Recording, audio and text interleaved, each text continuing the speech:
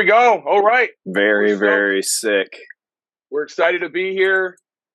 Jeremy here, Fireside Chants. We have a very, very special guest, Jimmy Watson, the one, the only, drumming. And see you next Tuesday with those fucking weirdos.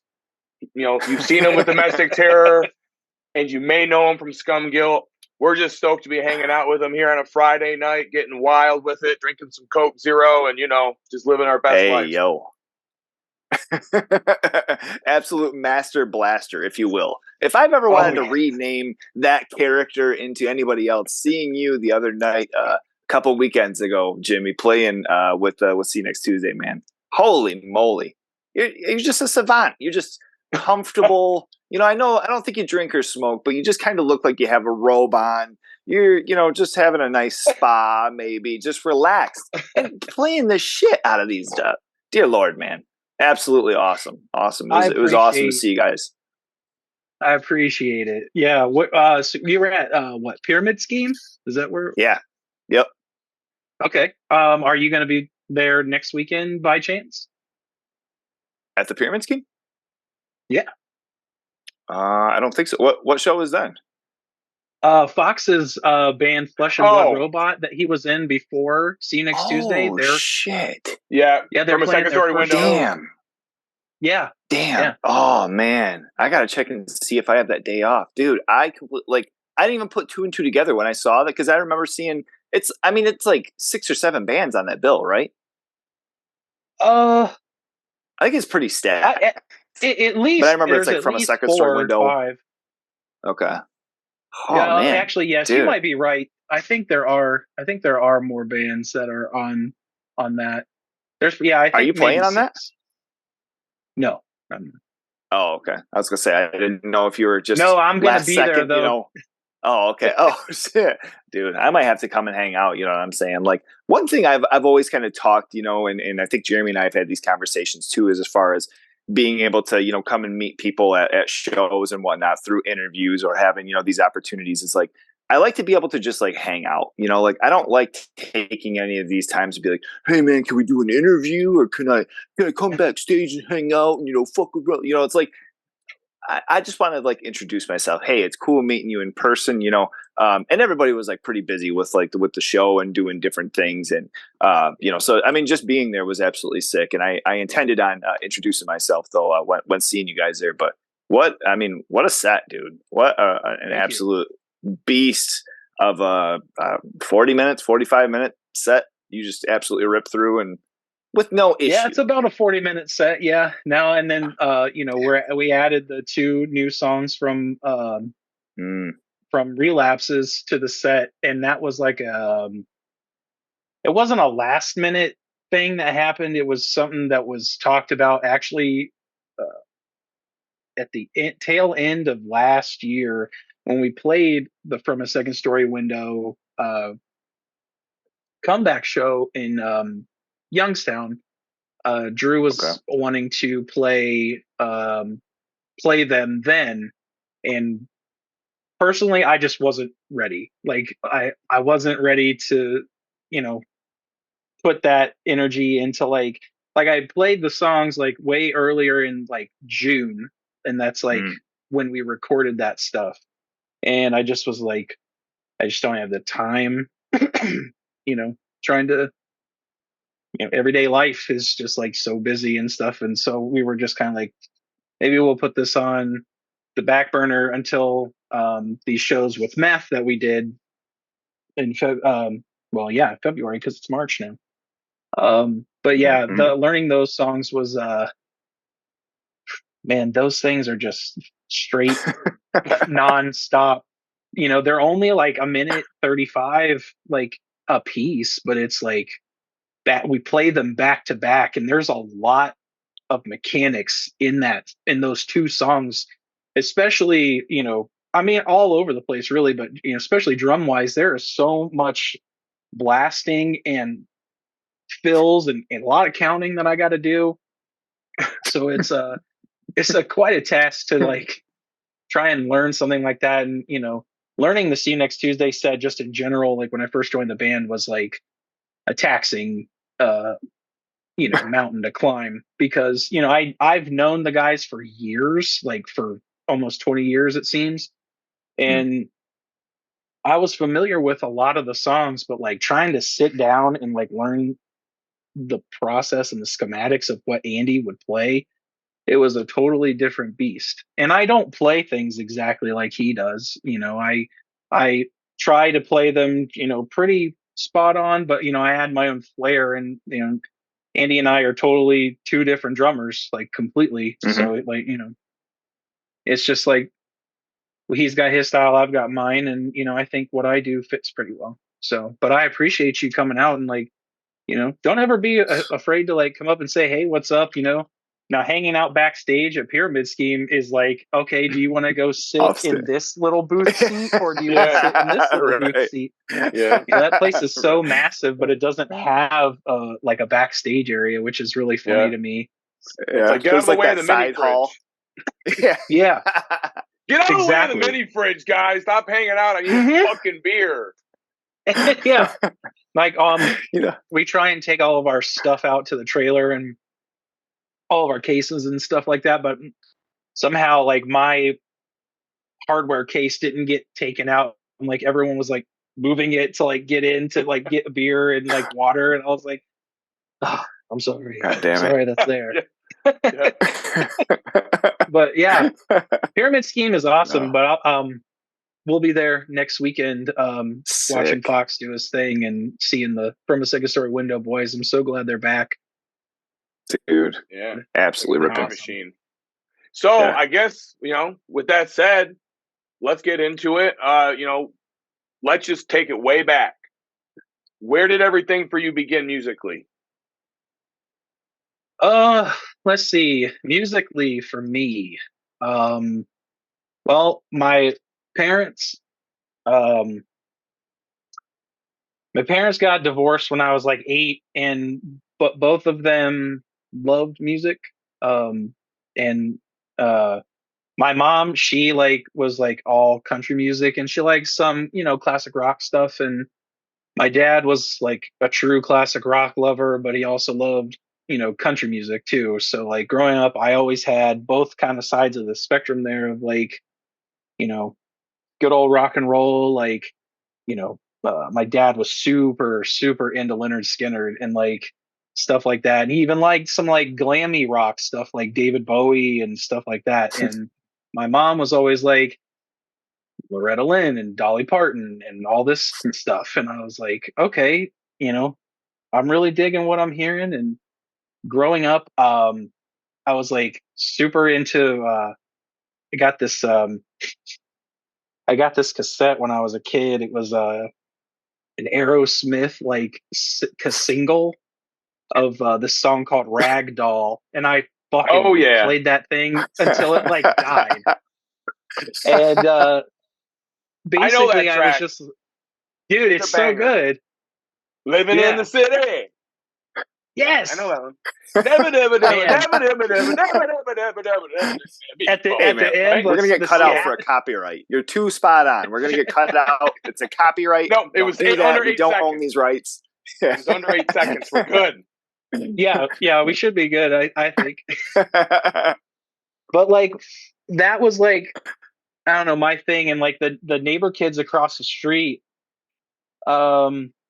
they were older than me. The lady across the street used to watch me when my mom was at work after school and stuff, and her boys were just getting into Metallica at that point, because it was like 1990, 1991, around this time, and they were super into Metallica. Like the two brothers, I remember their mom like went and found them Metallica shirts, and she bought them both the same shirt, and they used to bitch at each other all the time, like, no, I get to wear it today to school, and you've already worn it like this day, and blah blah blah. So I got to hear like Metallica and stuff like through those dudes.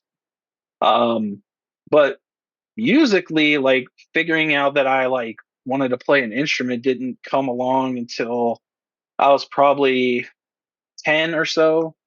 And I was super into grunge at that time, like, finding my way through music and figuring out like what did I like. Like, you know, of course I love the stuff my mom and dad would listen to, but like I was figuring out other stuff and listening to a radio station here, like, you know, they'd play Nirvana and Alice in Chains and Soundgarden and all that stuff. And I was super, super into that. And it's funny, I made a post today because my favorite record of all time is Soundgarden's Super Unknown. And that came out 30 years ago today, so 1994. And I was 8. Damn. 8 years old. And, you know, a lot of people, like when you think of like an 8-year-old kid today, like listening to music, it's like they're probably not listening to what most people, you know, like not rock stuff. It's mostly pop radio, like things like that. But like for me, it was like I discovered that and I heard Black Hole Sun for the first time and I was just obsessed with that song. And I figured out how to, you know, record, you know, songs from the radio on my tape player. And I finally got a version of that song where the DJ didn't say anything before it happened. Like they said, like after the break, we're going to play Soundgarden's Black Hole Sun. And I was like, please don't say anything. Because they would like normally like talk into the intro of the song. And it was just a bummer for me. So I finally got it recorded. And I can remember my mom and I going to the library in the small town that we lived in, and they let you like rent CDs. And for like 2 or 3 months straight, I rented Black or Super Unknown like I'd have to go back in a week and return it, and I just re-rent it. And so my mom ended up getting like a BMG music service like thing where you got 12 CDs for the price of one. And she asked me if I wanted a CD for like my first CD like ever.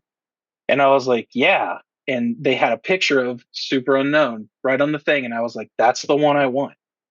And that's what she got me. And I still have it to this day. Damn. And that's awesome. So I was listening to that type of stuff and like I wanted to play guitar. Like that was my first thing. Like Kurt Cobain was like my hero. Kurt Cobain and Jimi Hendrix. I was like, I want to play guitar and be, you know, good at that. Like I used to, like every kid probably did, you know, perform concerts in my bedroom, like for 1,000 people playing, you know, I had a guitar with no strings on it. So I was like, I'm really good at this. You're like, I look so fucking cool right now. Yeah. Yeah. Like I bought a guitar off my cousin for $5. Somehow she got it. And I was like, I'm going to give you $5 for that. And she's like, okay. And so I took it and like, that's what I started with. And then I had another cousin who was older than me. She was in high school and she was a drummer. And I just thought that was super cool. Like, oh man, drum sets are fucking cool. Like you can bang on these and, you know, make all sorts of noise. And so I ended up going over and like sitting down and kind of just tinkering with it. And I felt like I kind of had a natural rhythm and stuff like that. So I remember like sitting there on her drum kit. She had these wire brushes and they were like, please don't hit with the sticks. Just use these brushes. It's a lot lighter, blah, blah, blah. And my family's like, we're trying to have family time. You know, just if you're going to do this, just use the brushes. So I remember putting on this cassette she had of Beavis and Butthead Experience. And I can remember it having this song by Megadeth called 99 Ways to Die. And I was like trying to play along with it. And I had no idea how the song went. I was just like, I'm fucking terrible at this. Fast forward about a year, she moved out and my uncle had that in storage. And this is kind of like along the ways of your question of where did my first drum kit come from? And it was from him. They had it in storage and he was like, you know, your mom tells me that you're kind of wanting to join the band at school, you know, looks like you're going to need a drum set. And I was like, yeah, I would need a drum set, I guess, you know, and they started you out in band, like on a practice pad. You know, Yeah. they're like, we don't even want you hitting a snare drum yet. Right. Like, we want to show you like how stuff goes. Yeah. So Mm-hmm. I got the drum kit from him, and it was some off brand called TKO percussion. Oh yeah. Okay. And it was a silver sparkle drum kit, and you know, it had like the flimsiest, cheapest cymbals ever. And so I that's kind of like where I started. You know, I started listening to records and started kind of setting up in my bedroom that was in the basement.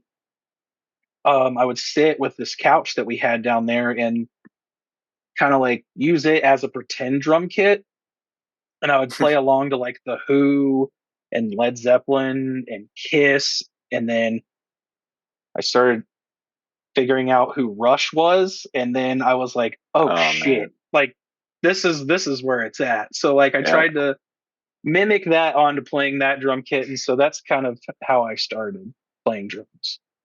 Dude, that's Kind of that's a long-winded insane. story. No. Oh. It's awesome. And you know, the cool thing about that is like anybody I've gotten to have a conversation with, I learned how to play drums by playing on my bed. I set up pillows as cymbals. I had drumsticks. My, you know, parents couldn't afford a drum kit. You know, I mean, these things are $600, $700, $800, you know, $1,000, whatever, for the longest time. And I would play with like Alice in Chains and Cold Chamber and, you know, Korn and all this different shit, and Boston, even, you know, some of the 70s and 80s stuff, and just play along on that. And I mean, it's cool that you say that, because I've never heard, I mean, maybe people, you know, have, but I've never heard, you know, in my experience of interviewing, I don't know if Jeremy has heard that, but that's awesome. That's really cool. That hits home, dude. That's a great story. I've never heard it. You guys are fucking weird. It was a way to like practice, or you know, try and figure stuff out, because my drum kit was, you know, my parents got lucky and, you know, didn't have to pay for that drum kit. You know, they didn't buy me like a legit drum kit until probably 2 years later, when I was finally like, Mom, this is not that great and I need some new cymbals and stuff. So they ended up buying some kit from someone they knew, or they saw it in the newspaper or something like that, in like the want ads or something. And it was a Pearl Export drum kit, and it was like 2 different colors. It was white and black. And like I had like a 10-inch tom that was white, a kick drum that was white, and a floor tom that was white. But I had like a 12-inch tom that was black, a 13-inch tom that was black, and another 16 that was black. It was so weird, but I was like, this is awesome. There's so many drums, and like they got it for a good deal, I guess. And it came with like cymbals and stands and all this stuff. And I was like, this is awesome. And that's, you know, kind of like I played on that kit until I was a senior in high school. So did you take up drums in band, like as far as in school, like an orchestra or anything like that? Yeah, so I did. Like I started in junior high in 6th grade, and did concert band until I got to high school, and then I joined the marching band in high school and did that for all 4 years of high school. Yeah, one of my best pals, he was with me the whole time, and he, you know, we did snare drum together one year, and then he stuck with snare, and I ended up doing the tenors my senior year, which was like my dream, because I grew up with idolizing my friend Brett, who was much, you know, he was graduating high school as I was coming into high school, and I started getting some private lessons from him on the side, like just trying to learn like rudiments and stuff like that. And he was like, I can teach you some marching band stuff that you know, might want to know and stuff. So, excuse me, he played the tenors, and I was like, man, that's so badass. And he would like do these like fills where he would like cross his arms over. And I was like, dude, you're so badass. Like, I want to do that. And so my freshman year, it was kind of like kind of like seemed like a college or almost like a hazing to where like I was, not to toot my own horn, I was good enough to play like snare, you know, but they stuck all of the new freshmen, which there weren't very many of us, on like cymbals and bass drum. And I, was pissed. And we did tryouts, and I come to find out like later in life, like it was like, yeah, you would have been put on this, but the one person that wanted to play the snare drum threw a fit, and they're like, we didn't want to lose any members, so we kind of just stuck you here. And I was like, it's okay. And like my sophomore and junior year, I played snare drum in marching band. And then I also did some other like marching band type stuff that wasn't affiliated. Like it was Ohio has a state fair band and choir for like the Ohio State Fair. And they have like a choir that's like 200 and some members. And then they have a marching band that's like 200 and some members. It's like, yeah, it's huge. And you would go and you would stay at the state fairgrounds for like 2 weeks while the fair would go on, and you would perform every single day except for Sunday. And I did that for 2 years and just, did marching band stuff. And then in high school is kind of like when I started tinkering around with like playing with other people. Like I had a buddy who lived like a couple miles up the road from me who played bass, and we would like we would jam out on some like Stained and like Godsmack stuff, because like we were trying to like figure out like what can we play, like what do we know. You just wanted to be the hardest, like right at the beginning, and it sounds like you got there. Yeah, like I was like, dude, let's play that Stained song. And like I remember us jamming in my living room one time, and we had ordered pizza, and the pizza dude was like knocking on the door, like we could see him, and we like waved him in, and he was like, you guys are good. And we're like in 7th grade, and we're like, thanks, dude. Like, he was like, you guys should keep it up. And like in high school, it was kind of like finding a guitar player or somebody that could like it was hard. Like there were people like, yeah, I can play guitar, and it's like, no, you can't really do it. Like I jammed with a couple of guys that were like, yeah, I could play, and like they knew like a couple of notes. Like this one dude was like, the only thing he knew was Higher by Creed. And I was like, I don't want to play that at all. But okay, we'll jam it right now. So that's high school is when I started learning how to like figure out like who could play instruments and stuff. And I had a friend, 2 friends, another guy that played bass and another guy that played guitar, Lucas and Bobby. Those dudes and I just started like really jamming. Like Lucas knew how to play like almost every Metallica song and Megadeth song ever. Hey, and I was like, oh shit, I gotta practice or something. And he was like, May knew like everything, and Bobby was really fast learner too, and he was like learning shit by Tool, and like I was like, okay, these guys want to jam. So like we started a band, and we just played covers, and we did a talent show at school, and we won 2nd place, and we lost to some girl doing ballet dancing to a Lost Prophet song. She won, and we were so fucking pissed off, dude. I can't even explain like how that even happened. Like we were not even the only live acts that happened at this thing. So like we played, we each did like solos and stuff. Like Lucas did like a 5-minute guitar solo, and Bobby did like a couple-minute bass solo, and I did a drum solo. And then I finished my solo, and those 2 dudes came out, and we played Creeping Death from Metallica. Whoa. And it was so sick. And yeah. What was this band called? We didn't have a name. Oh, dude. We were just like, we just did that. We were just like Lucas, Jim, and Bobby. Like, all right, that's dudes. But LJBs, LJBs. Yeah, there you go. There you go. And LBJ, so LBJ, the president nod. there, yeah, I just like literally thought of that at the same time you said that. Yeah. So we did that. I'm a history guy. You won't get that past me. So we did that. And then afterwards, like, we kind of jammed a bit more and started like playing Slayer songs, like doing Slayer covers and stuff like that. And then my friend Bobby ended up meeting some dudes that he worked with at McDonald's in the town over, who kind of introduced him to I'm gonna call it the relapse wave, the late '90s relapse wave, like Dillinger and Pig Destroyer and stuff like that.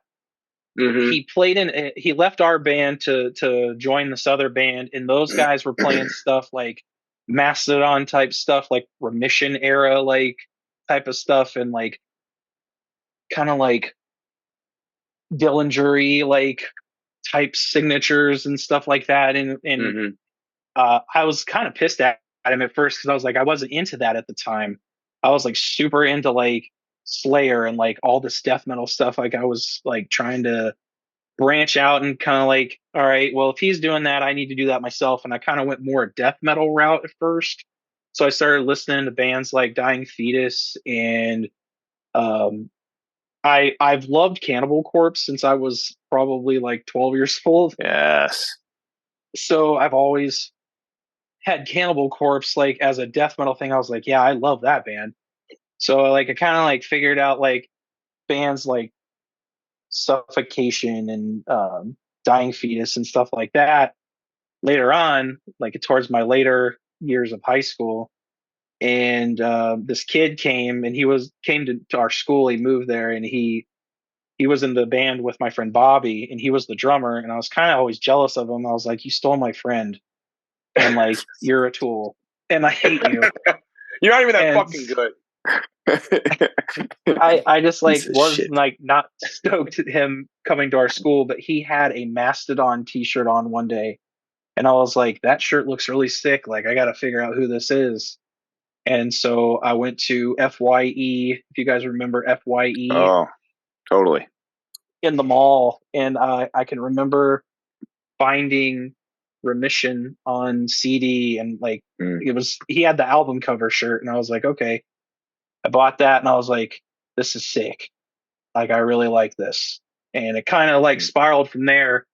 And then after I graduated high school, it was probably, I don't know, it was December time of 05, and Bobby and they kicked that drummer out of that band, and they were going to play one more show, and they wanted me to play the show for them. So I learned their set and stuff, and I was like, yeah, like I can actually play this stuff now, because like I've been listening to that type of music and stuff. And their old drummer, I guess, had like called and canceled them at the show. Like they said that he was like, yeah, we broke up, we're not going to play the show. So we drove all the way to play the show, and there was like no one there, and we were like, oh, what the fuck? So you know, it was such a bummer, because I really wanted to play a show with them. And at that same time, because I had known that it was only going to be a one-time thing, I had gotten a friend of mine had said, hey, my buddy's band's looking for a drummer. And he sent me their demo and stuff. And I was like, oh, this is really rad stuff. And that band was called The Heartland. I don't know if you guys are familiar with them or not. I heard you mention it in an interview and went and dug back, but yeah, go ahead. Okay. Yeah, so they were like at that MySpace like grindy type era stuff, and I actually got the gig doing that at that same time. So I was kind of bummed that like the one gig didn't work out, but I was like, I have something else lined up. So that's kind of how I got started into all of this stuff and to where I am today. And it's Heartland's actually the reason how I met See You Next Tuesday and made it to this point. So yeah. sorry for that long-winded story, but that's no. Listen, we got a lot. the whole idea, I mean, like, of these types of things, and I think this is something that both, Jeremy and I try focusing on. It's like, this is about you. This is about your story. This is about, whoever that gives us the time. We love hearing these things, and it's so. Do not apologize. This is radical. I play drums. He has played guitar forever. We've been in bands, so like these are all familiar, but also like vicarious stories. Where you're hearing from like somebody else's perspective, and I love it, man. This is so sick. Awesome. Yeah. All right. 100%. And we talked a little Suffocation, little Dying Fetus in there. So Dying that Fetus. Makes me happy. That's the first Suffo reference I think on this show. So it's about Jeremy is like boing. Weak ass fucking posers. So. Hey, did you see that? Did you see that show that got announced today with like a Dying Fetus and Full of Hell and 200 stab wounds? I don't think that was new though. That was Detroit. Yeah, that's not new Wow. though. There's that's the show with isn't like Gels has that been announced? Yeah, because it's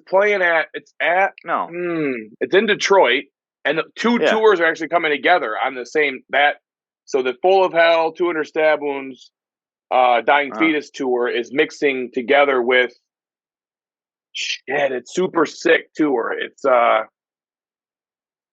I think there's only like two other bands that I saw on the fly.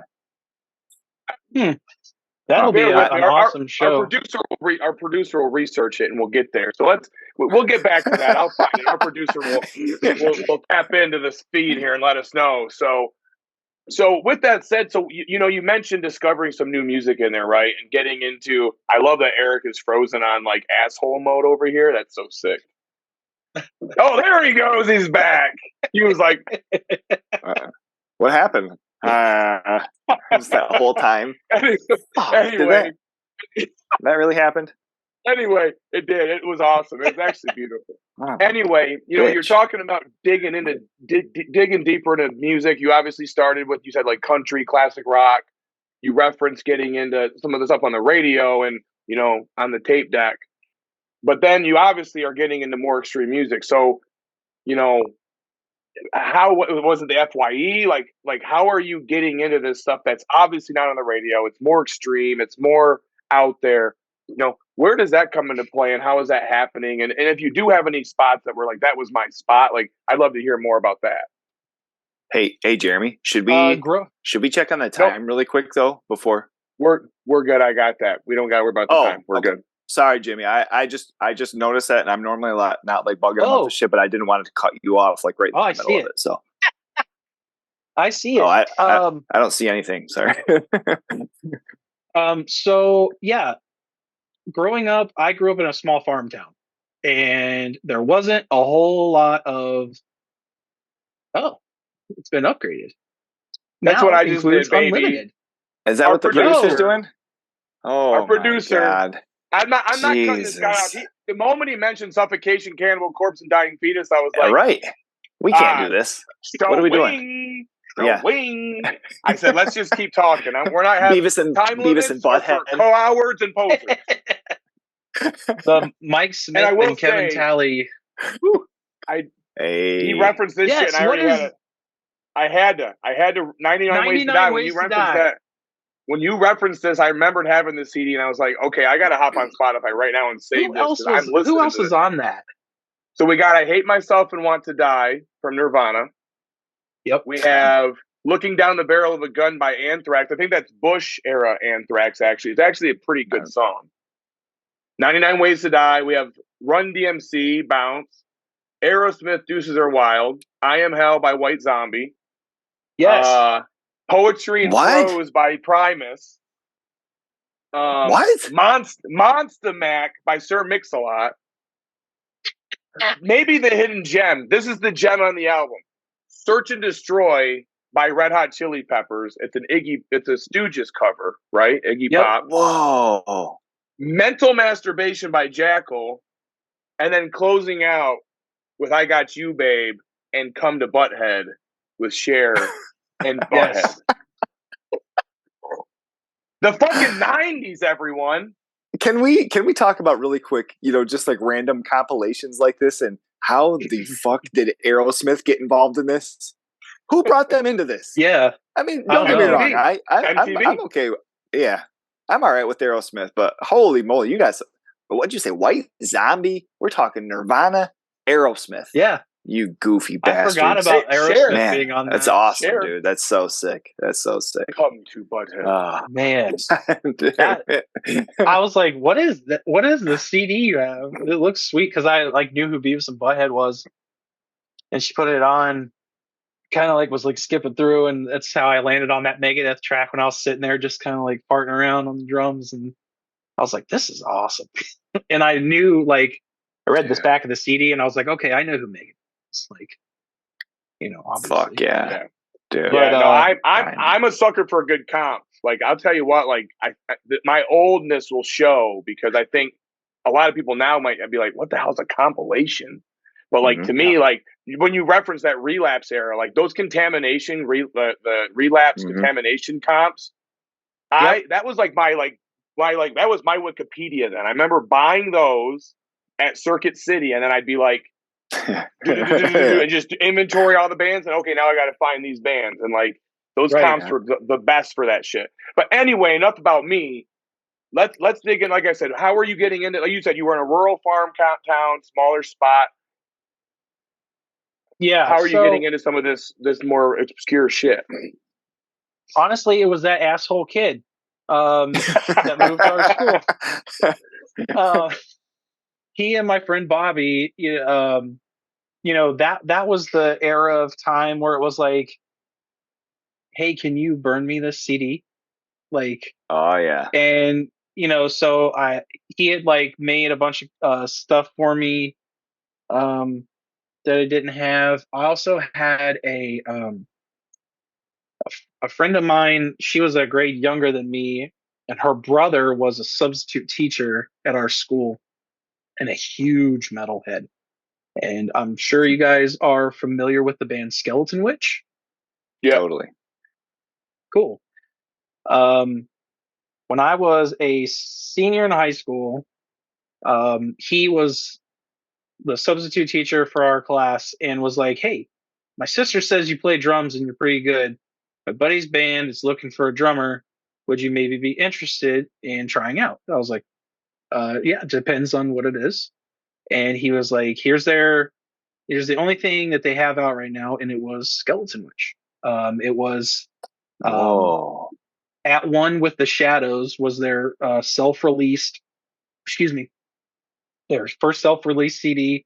Like, they were not even on prosthetic. They were like just an underground Ohio metal band.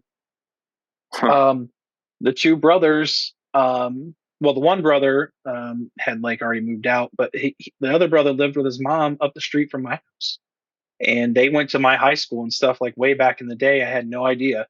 And he was like, "Yeah," he was like, "they're really sick. They're like thrashy and kind of like black thrashy, like, kind of like At the Gates." I was like, "I don't know who At the Gates is," and stuff like that. So I was like, he was like, "Oh, I'll burn you a bunch of stuff, but here's their CD." He was like, "Maybe learn a song or two, and I'll get you hooked up with them if you're interested." So I went home and started learning how to, basically like learning how to audition for a band. Like, I learned a couple songs, and this is where I cut my teeth playing blast beats. Like, this is like the actual first song. They had a song, open the album, was called The Skull Splitter, and it just opened with and I was like, "Okay, this sounds hard." And I figured it out on my own, thinking like, "Okay, where have I heard something like this before?" And it was like Cannibal Corpse, like Hammer Smash Face. Like, this is what that sounds like to me. So I think that's what this guy's doing. Like, I had no idea. We had no real YouTube or anything to like go and be like, "Oh, this dude's playing it this way." So I went and I tried out. It was super fun. I was super nervous. Those guys were all a bit older than me, and I was an older kid in school because I got held back a year. And so I was turning 19 at the time, and I just still wasn't like, they were kind of like, well, we're going to be playing a lot of bars in the, one of the towns we're in here, and like probably just about everywhere we go.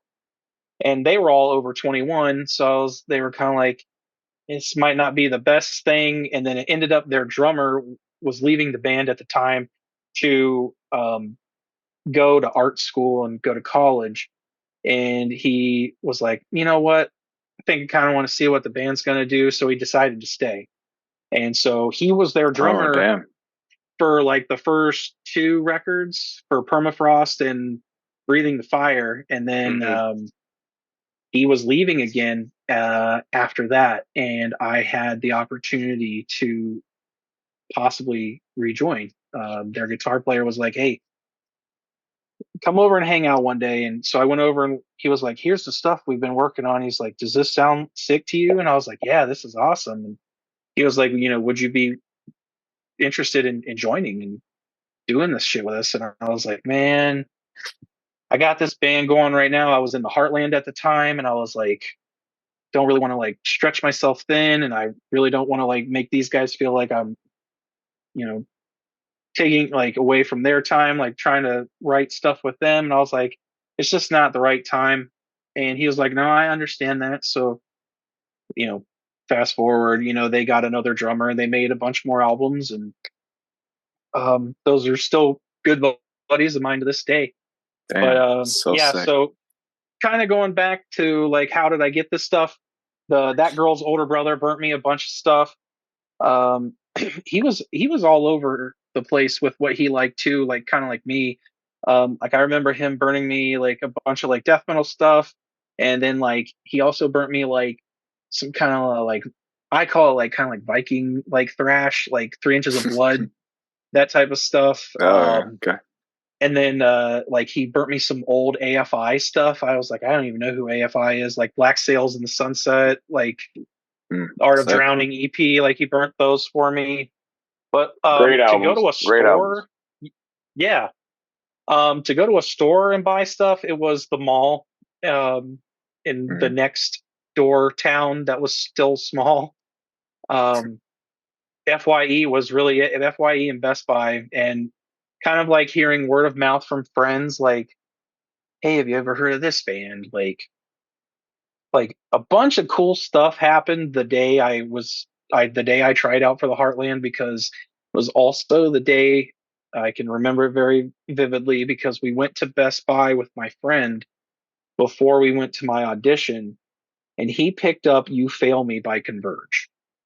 Oh. And that was the first time I had ever heard Converge in my life.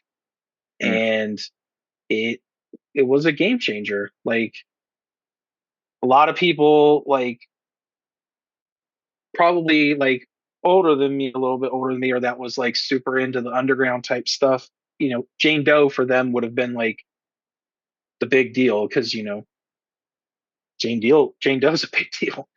And like honestly, it's like one of my favorite records from them. It's definitely number 2 in my favorite of Converge. But hearing Converge that day, like literally like, okay, there's more awesome stuff out there. And John, my guitar player for the Heartland, he was like, oh, buddy. And he was like, do you have an iPod?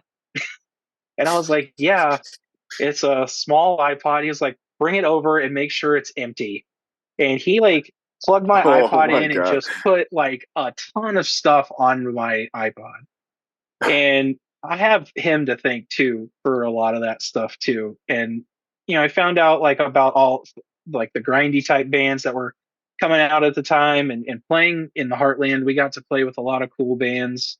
Like, we got to play with the Great Redneck Hope, and we got to play with like one time we used to play with the Devil Wears Prada a lot when they were first coming up. Like they hadn't even had their first album out yet.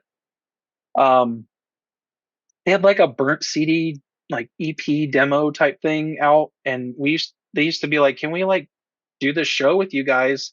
And we're like, yeah, sure.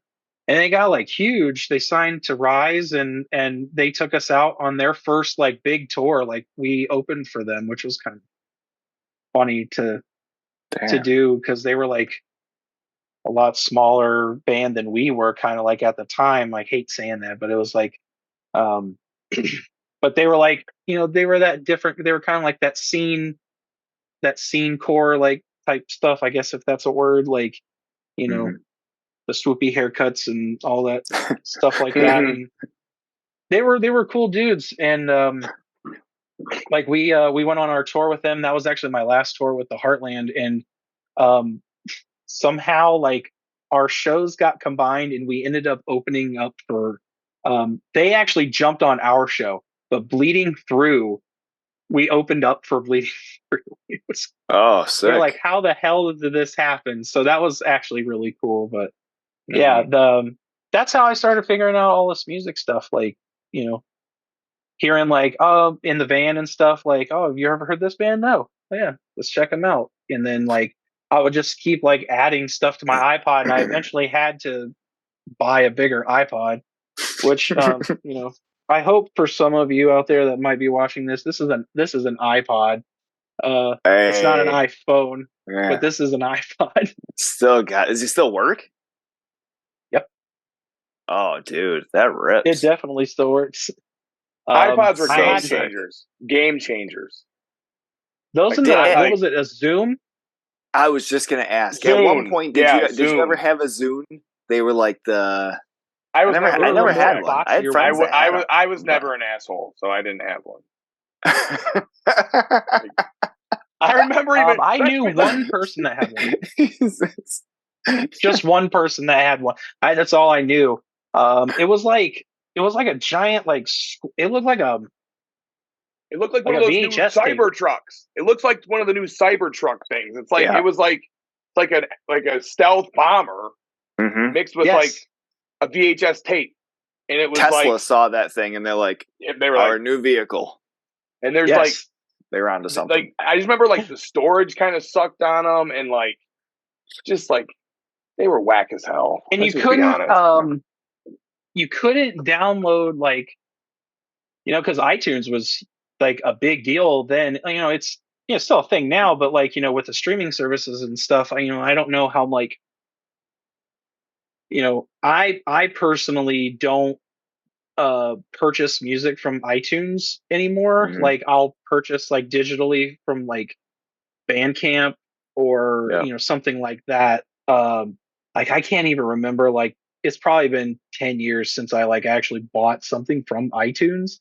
I think the last album I bought was Everblack from the Black Dahlia Murder because it was like out a day early or some shit, and I was like, I want to hear this because it was the introduction of Alan Cassidy at the time, replacing Shannon Lucas as their drummer, and I was like, I got to hear this guy. Like, and fast forward to now, like that dude's my friend.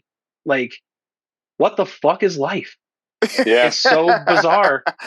Like he and I text like occasionally, like like I'll be like, hey dude, what's going on? And we'll talk for a couple days, and we keep up with each other. And he's come out to like 3 of our shows, which is fucking bonkers to me. It's so like cool. He was like, no dude, like I loved See You Next Tuesday back in the day. Like somehow like I read a comment that he had said something about he had a See You Next Tuesday shirt on, and someone was like, he was like, dude, See You Next Tuesday shirt, like I heard they're back doing stuff, and he's like, yeah, they are.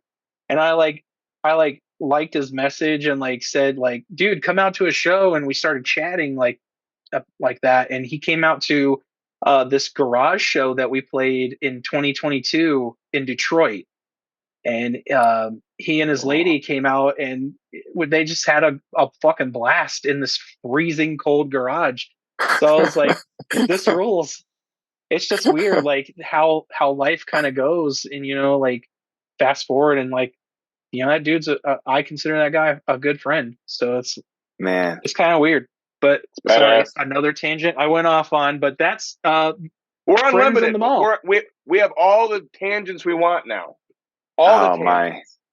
What do we do now? I feel like, you're just kind of like a dog that's been on a leash, and now all of a sudden you're like, I don't even want to go anywhere because I don't know what to do. All this freedom. I'm not gonna act let that boy run. One knee-jerk reaction, okay, in this story that you mentioned, Jimmy, and I have to touch on really quick. You say Jane Doe is number 2. What are we going with here? What's number 1? So it's very hard, and I've come to realize that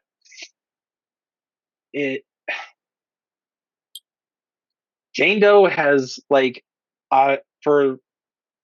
since 2005, I was always like Jane Doe is like the best Converge record ever. And then you get older and your tastes alter. Like I have a Jane Doe tattoo right here. Like sick. Jane forever. Hey, there she is. Beautiful. And a great tattoo. Shit. All faded and shit because they're old. But Jane Doe forever. And my tastes kind of changed, and I went back and started listening to older Converge. And honestly, an album as a whole, it would be When Forever Comes Crashing is number 1 for me. Whoa. Damn. The opening of that record is so heavy, and it has so many sick breakdowns in it. Like Conduit has like the sickest breakdown that I've ever witnessed live. And like saw people jumping off of other people's backs into like to get on the stage for a mic grab for when saying this time it's war. Like I've never seen so many people go ape shit at a concert. And yeah, that's first for me. It's also kind of tied with the Agoraphobic Nosebleed split, the Poacher Diaries. Oh, dude. The Converge half of that split is some of their best material. Like it's wild. Come on, Locust Rain. Like you can't, dude. Locust Rain, absolute shenanigans. Sick song. Yeah. Holy shit. Yeah. Okay. I love it. That was just, it was one of those things where when I watch back now, I know that I'm going to be embarrassed because I'm like, what? I did some in crazy sound when you said, you failed or Jane Doe was second. So I'm like, we might have to edit that out. It's no big deal either way. But I think you should keep it in. We got to talk about this. He was like, yeah. So speaking of Coke, I saw you have that Coke Zero. Do you like Cherry Coke Zero? Oh, Cherry Coke Zero is my most favorite of beverages. I do love a good Baja Blast Zero now. Okay. But the Coke Zero Cherry, it tastes so good. I love it. I'll drink like 12 cans in a night. I'm like, I have a fucking problem. It's easy to do, which is insane. Like, what about the spiced? What about the spiced joint? Are either of you guys on that at all? Is that a thing? I haven't had that. I honestly don't see myself trying it, to be honest. I'm a sweet boy. I don't keep my spicy, my sweet, and we know this, darling. Sweet and I don't know. We know this. Hot honey. I do fuck with hot honey though, so I guess maybe that's a lot. My wife does too. She loves it, and she's actually figured out how to make her own. Because she got one. It's called Firebee. She liked that you could actually buy, but the bottles of it are super expensive. And she was like, "I'm going to try and make my own." And she actually was very successful, and she loves it. Whoa. Awesome. So, hot chili paste is. Is this like a local like hive somebody that has, or is this a distributor that she goes? Like, how does that work? No, she just buys locally sourced honey, and then she uses this hot chili paste that she gets from the store, and she mixes it together. I'm not sure what else she puts in it, but she's like, "This." We can't release the secrets. This is family recipe shit here. You know what I'm saying? The famous recipe. We can't do that. No, you got to make money on this, brother. I'm helping you. Shit. It sounds like it's delicious. I didn't even know that hot honey was a thing. So this whole realm that we're in right now has me spinning. We're just gonna call it Jimmy's Honey Blast. Jimmy's Hot Honey. No, Jimmy's Honey Blast, and it'll just be you, like a cartoon of you, just fake air cranking and honey's flying everywhere. Air cranking? I don't know if that's what you want It's to a put family on the show. label. It's a family show. I don't want it to get canceled on like the reel we make for this. It's going to be like, oh, he said something other than cranking down. He said Fill up cranking. the honeycomb. Jesus. What a fucking goofball. Yeah, she loves that. I'm not a fan of it, but I also haven't like really tried it. But like, I'm not like a spicy lover. Like the spice stuff is upsets my tummy.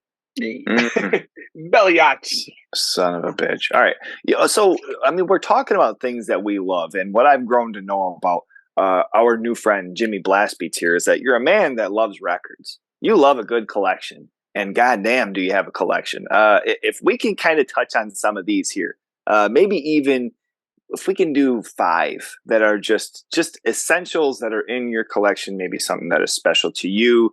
Early on, you kind of mentioned the Soundgarden record. Take the wheel. You know what I'm saying, Jimmy? Take the wheel. Okay. I'm glad that you brought this question up. The other day, I was actually on another podcast with a buddy of mine who started a vinyl podcast where he and another buddy kind of just talk about stuff in their collection, and they'll pick a topic for 1 week and they'll be like sharing what they have. Like they're up to, I think they just released their 8th episode today. Sick. Those dudes are under the name Vinyl Bang. Bang. Okay. Yeah, it's a dude goes by Metal Nick and Jeff Grindstoffer. Those two dudes have like some of the sickest record collections I've ever known. And we've met like just through online, like record sharing and stuff like that. And they asked me to be one of their guests on their podcast. And it's actually going to air next week, next Friday. Their first guest was Adam Jarvis from Pig Destroyer, which was sick. Super cool. Yeah. His episode was really cool. He kind of talked, kind of like what we're doing, like kind of talked about his history of like what he grew up listening to and stuff like that. And, you know, records he's found like over the years of touring and stuff, like picking up records in different countries and shit like that. So they actually got the idea for the podcast from J.R. Hayes, the singer of Pig Destroyer. He was like, you guys should do a podcast talking about your records. And so they ended up doing it. So I tried to pick some records that I didn't share in that. Perfect. So are they one of them based by any chance? Maryland based? Nick is Maryland, okay. DC area. Okay, I was just thinking because you said they had Adam on there, and then the J.R. Hayes reference. I'm thinking he must have been in that area. Yeah, Nick. So Nick is Nick lives in like the DC area, and Jeff lives in St. Louis, and they've just kind of known each other from the internet and stuff, and records and stuff, and they got together and put out that cool podcast, and I think it's super cool. Like that one episode today, like they talked about like their favorite. I think they did like 5 a piece of like debut albums that their favorites were, and just some of the stuff that they picked, I was like, yes, that's awesome. Like they had all sorts of stuff. Like Nick loves hip hop stuff, so he was talking about like License to Ill from Beastie Boys. Oh man, mentioned Dillinger and stuff like that, and Jeff had like pulled out like Bleach from Nirvana because that's one of his favorite bands of all time.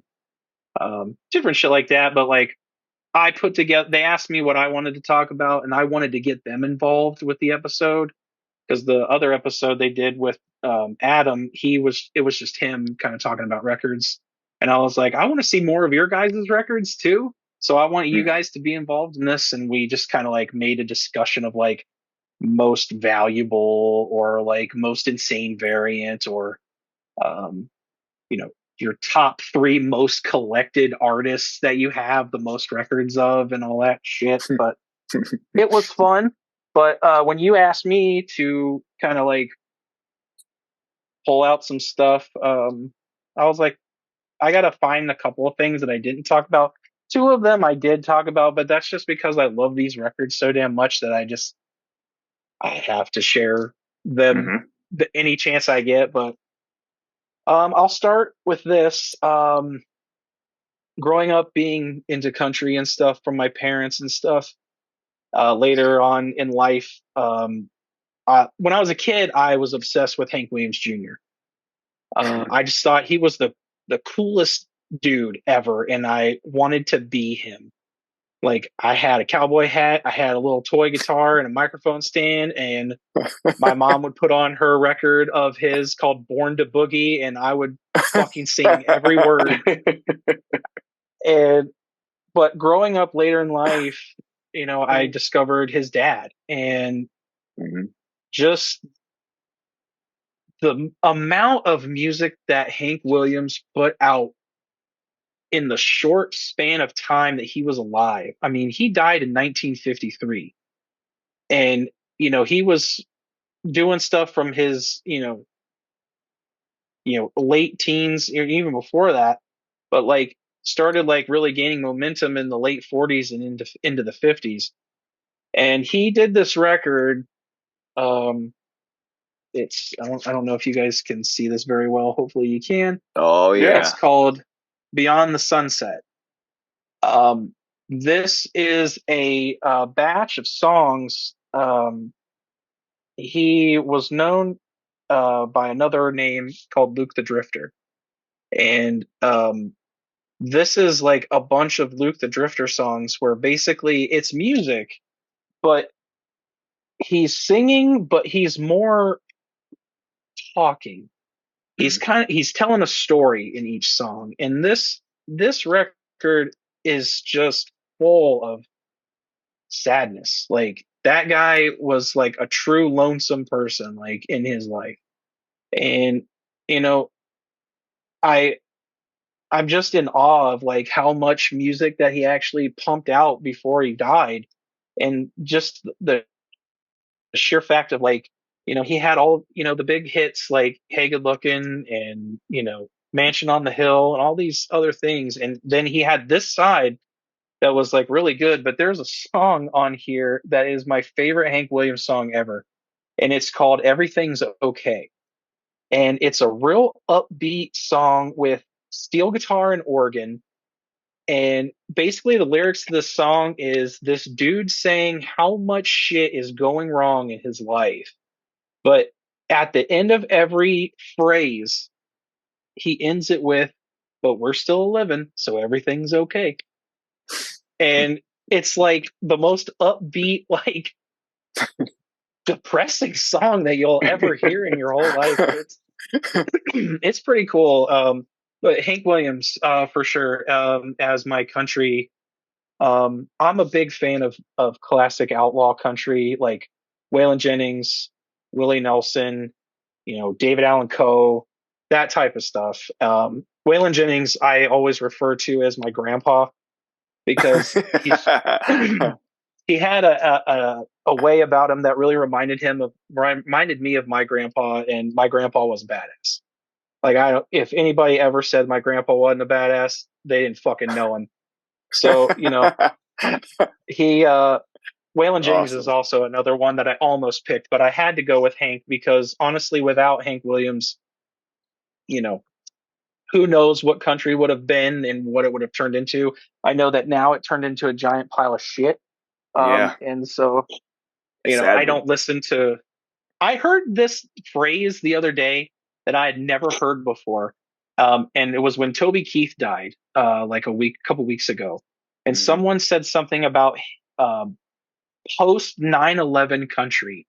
And I was like, what does that even mean? And it was like, people were talking about all the stuff that happened after 9/11. And like, he had that song, like Courtesy for the Red, White, and Blue, like, where he's like, we'll put a boot in your ass. And it was like country like that. And I was like, yeah, I'm not into that. Like, I'm not unpatriotic by any means, but it was kind of like, this is, I don't dig this like at all. Right. So like, I want to hear about honky tonking and cutting off somebody's ear after having a Colorado Kool-Aid. So, I wanted to pick that one for a countryside. As I spoke about earlier, my favorite record of all time, Soundgarden's Super Unknown. Okay. This is actually an original pressing of this record. Oh, damn. That's sick. My wife picked it up for me a couple years ago for my birthday. It was like something that I had always wanted, and they actually made like four variants of this record. They did it on black, clear, clear blue, and orange. And this is the orange. I was like, On a first it has press? to, yeah. And isn't that crazy to think that they were like kind of doing like variant Variants? In the pressings like in '94? Yeah, Weird. wild. Mm-hmm. Yeah, that's pretty crazy. Holy shit. I feel Yes. like, normally if you're like finding something like that, obviously the black, but if it was anything, there would be like a color, and it was just that was like what the record was. Really? You said there's And, four? Oh shit, that's awesome.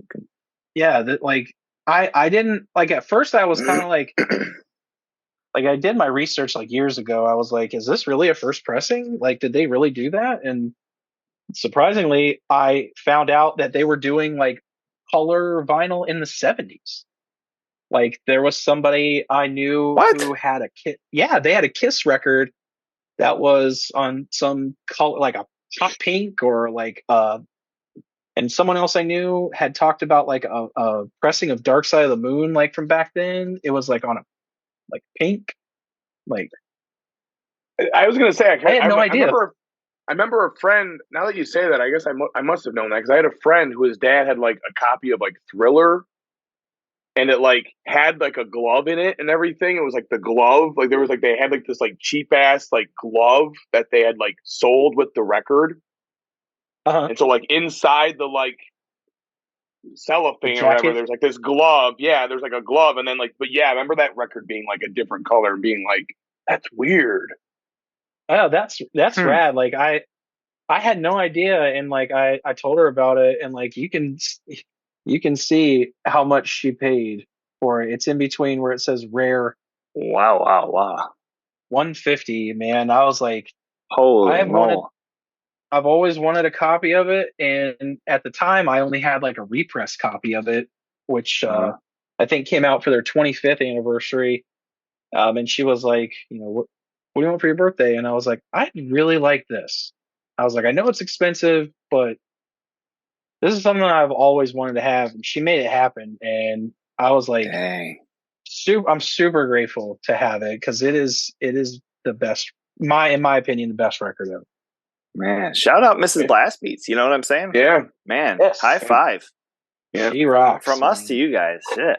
So what are some standouts for you on there though? I'm wondering because I know in my mind, like when I think of Super Unknown, there's like one song for me that's like all of them are good, but there's one that I don't know why, but it just stands out. So what's your standout track? Mine is. Oh, sorry. I thought mine is 4th of July.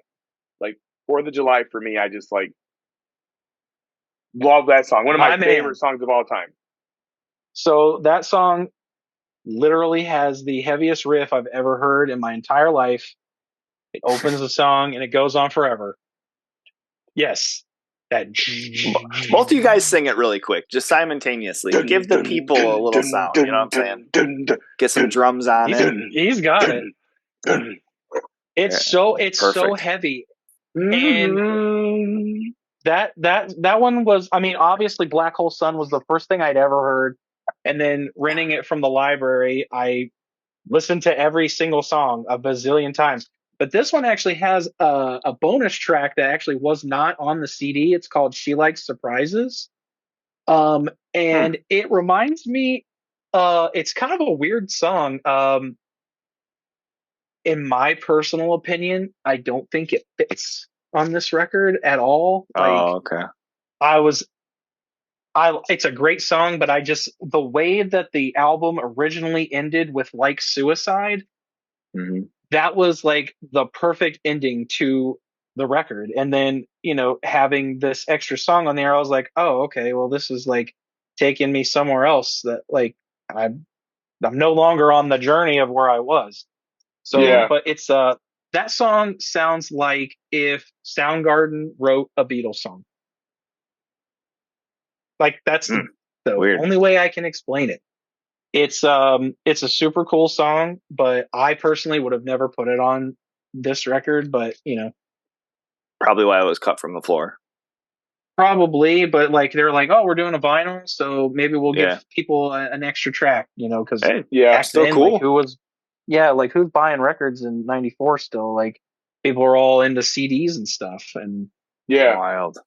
but my standout tracks is Limo Wreck and Fresh Tendrils. Like those two songs, I mean, all the songs are so fucking good, but like those B-side songs, like Fresh Tendrils, like the groove that Matt did on those songs is just, he just laid it down and it's so good. Like those tracks and his drum sound on that is so good. I can't say enough good things about that record. Like it's literally like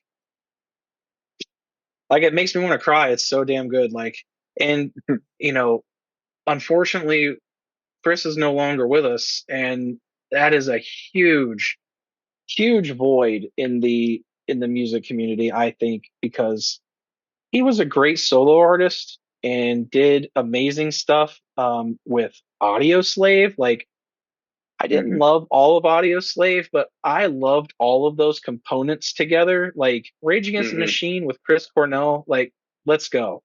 Like that first Audio Slave record is killer. Like you can't deny that.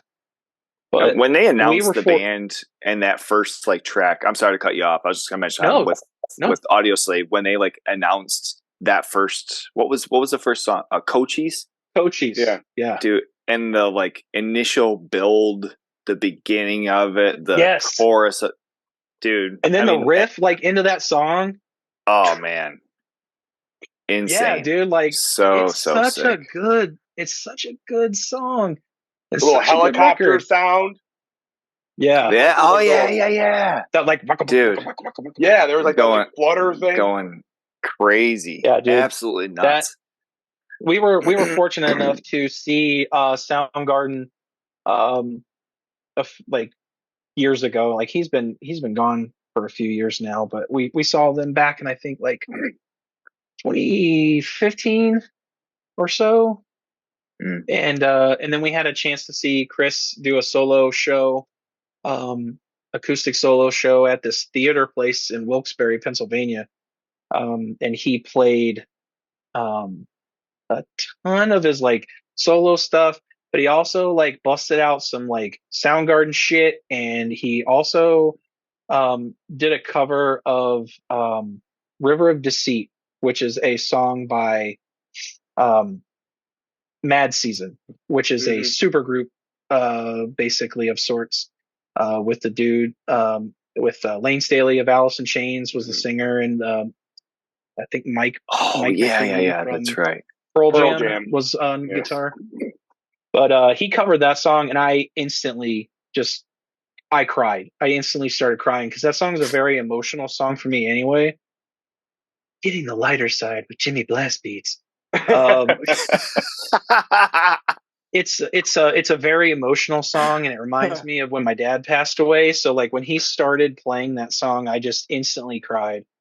And he played like songs from like Super Unknown that you wouldn't think that he would play, and like he had a guy come out with like a cello thing and did I can't remember the Soundgarden song that he did with him, but it was so awesome to kind of just hear that kind of like bassy tone like going along with him. Anyway, that was a super fun show and super fun pick for. I had to pull that out for this question. Of course, love that. So going on a another non-metal road. Back in 2001, a buddy of mine at school came in and had this shirt on, and I thought it was just kind of super cool. and it was a brown shirt with like poofy letters, and it just said The Strokes. Okay. And I was like, is that a band? And he was like, yeah. He was like, they're super cool. And he was like, I'll bring you a copy of it. So he burnt me a CD of it and brought it in.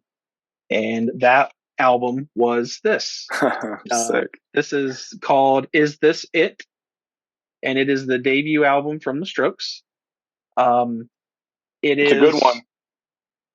When someone says that you have 5 records to take with you on your desert island, what are you taking? And I was telling my wife today, I was like, I don't know if I could pick a complete 5 because like shit rotates.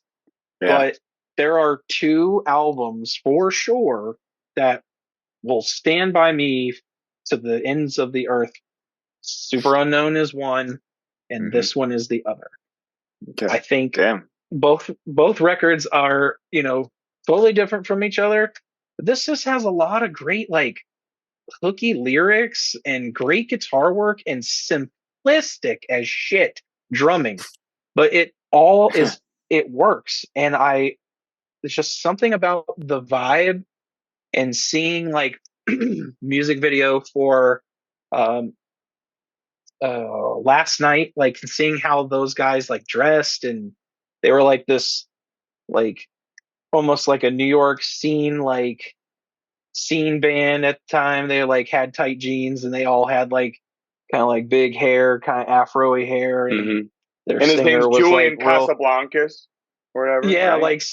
his they're real like I'm fancy. a Casablancas. Oh yeah, like a real glitzy like his dad was like his dad does stuff with like modeling agencies, so he's like been around he is a model, that right? like, lifestyle. Like Julian is he was a model, I think.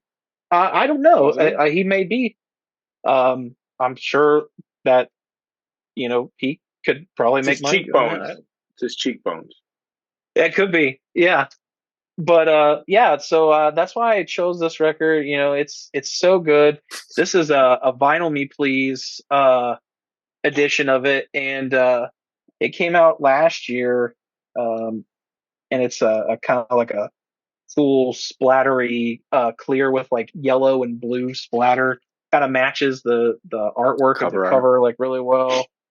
Sick. But yeah, not a lot of people like would probably think I would ever pick that to like talk about as like being an important record in my life, but I like all sorts of weird shit, like having my mom and dad be like totally opposite ends of the spectrum of like hard classic rock and fucking Dolly Parton. It's like I celebrate everything. Yeah, I'm like Dolly Parton's like my favorite human being alive that is a like famous person. I love Dolly Parton so much. She rules. She still rules. She can get it. She's like 80 years old and she can get it. So moving on to record number 4, ISIS Panopticon. Whoa. This is hard. This band is just the first time I ever heard anything from them. It was this, and I was hooked. It was like eye-opening. Like, fuck, could a band be any heavier? And when I was like first starting to get into collecting records, it was probably I really started like gathering a collection in probably 2010 or so. Like I haven't, like some vinyl collectors who are probably my age, like they've had this size of a collection for forever. I mean, I've had this collection for a long time, but when I was first collecting, I didn't have very much, and a lot of stuff that I wanted, I was like horrified to see the price tag on things. And like I was like, oh, I really like ISIS. Like I wonder how much like an ISIS record is. And like this album is 20 years old this year. Like so that same year they were putting this out on vinyl, and it was like this is an actual first pressing of that record, and have a couple of them, and by a couple, well, I'll say first presses I have 3, but of Panopticon itself I have 11 copies. So there's something wrong with it. People are like, dude, save some for the rest of us. I was like, I literally can't stop myself. Like these cubes that you see, like they're full. Yeah. I have one over here that you can't see, but it is an entire cube filled with ISIS stuff, and then I have some on the floor because I'm out of cube space. So I have so much ISIS stuff. They're one of my absolute top favorite bands ever. Man. But my wife got me my first copy ever of Panopticon. It was one of the represses.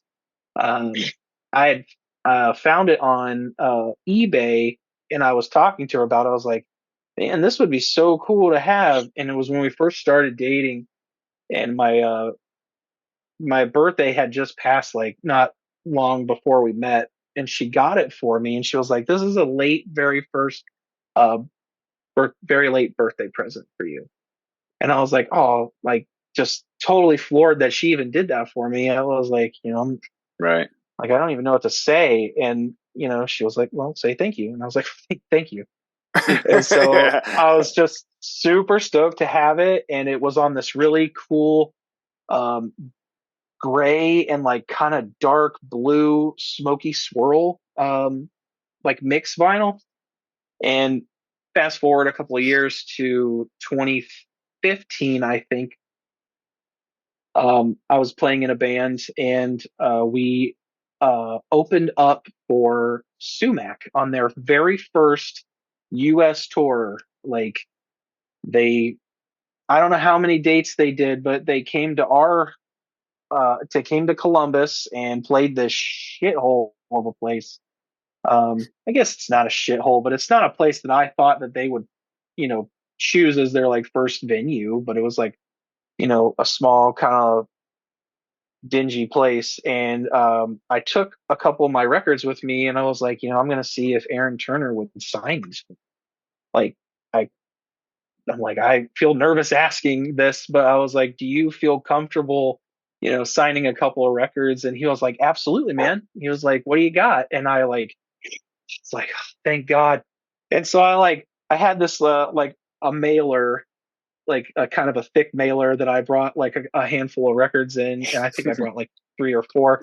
And I was like, hey, can you sign these? And he pulled them out. He was like, oh, dude, awesome. And it was just all ISIS records.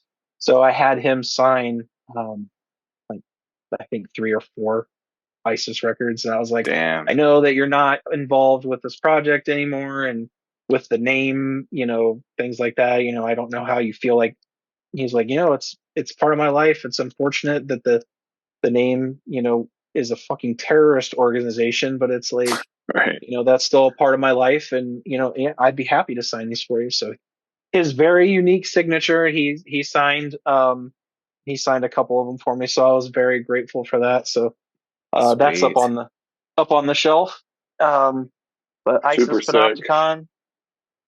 And then I had to pick one that was super grindy, and I was like going back and forth because I've been inspired by so many bands and so many drummers, and so many albums that I try and rip off just about as many people as I humanly can. Like it's my biggest nod to them. Like, you did something super sick on this record, and I would love to imitate it and make it my own.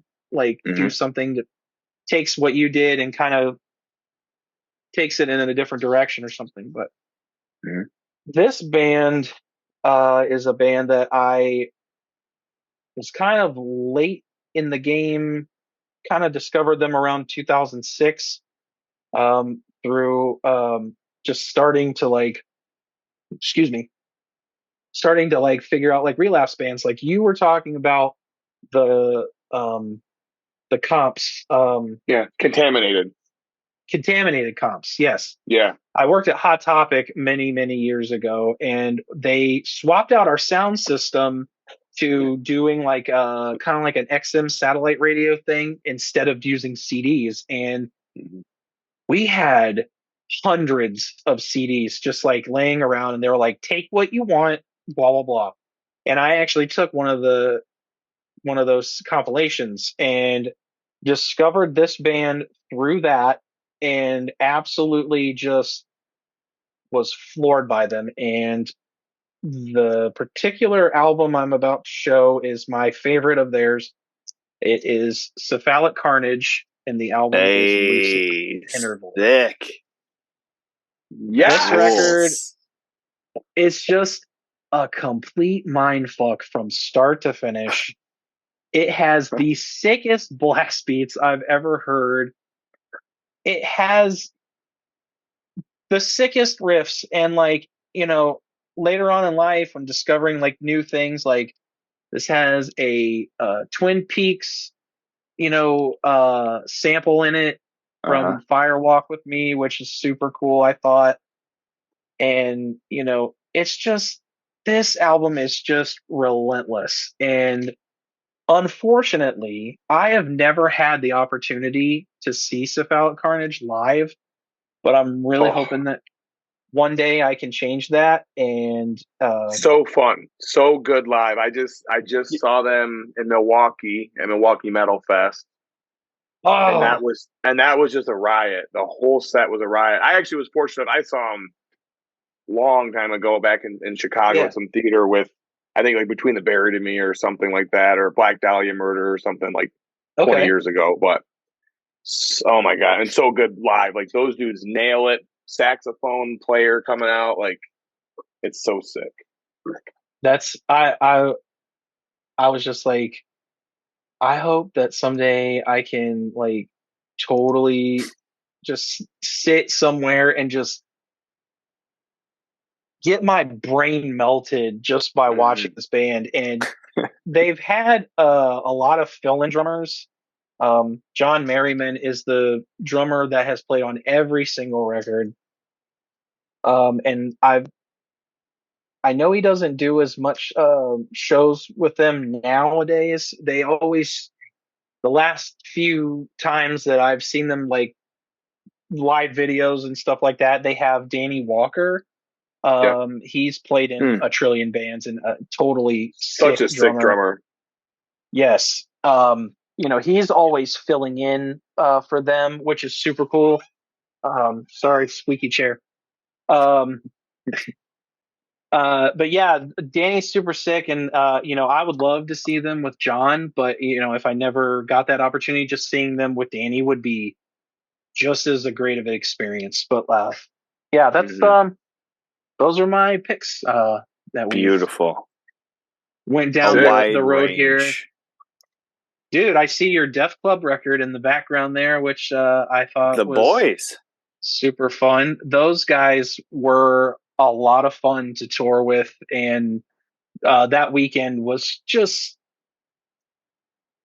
that was one of those experiences where like I kind of was starstruck a little bit because of Justin and just his musical journey of everything that he's done. Like totally, obviously the Locust, it was like, I fell in love with the Locust because when I joined the Heartland, that was one of the things that John put on my iPod, and I was like, I fucking love this. Oh shit.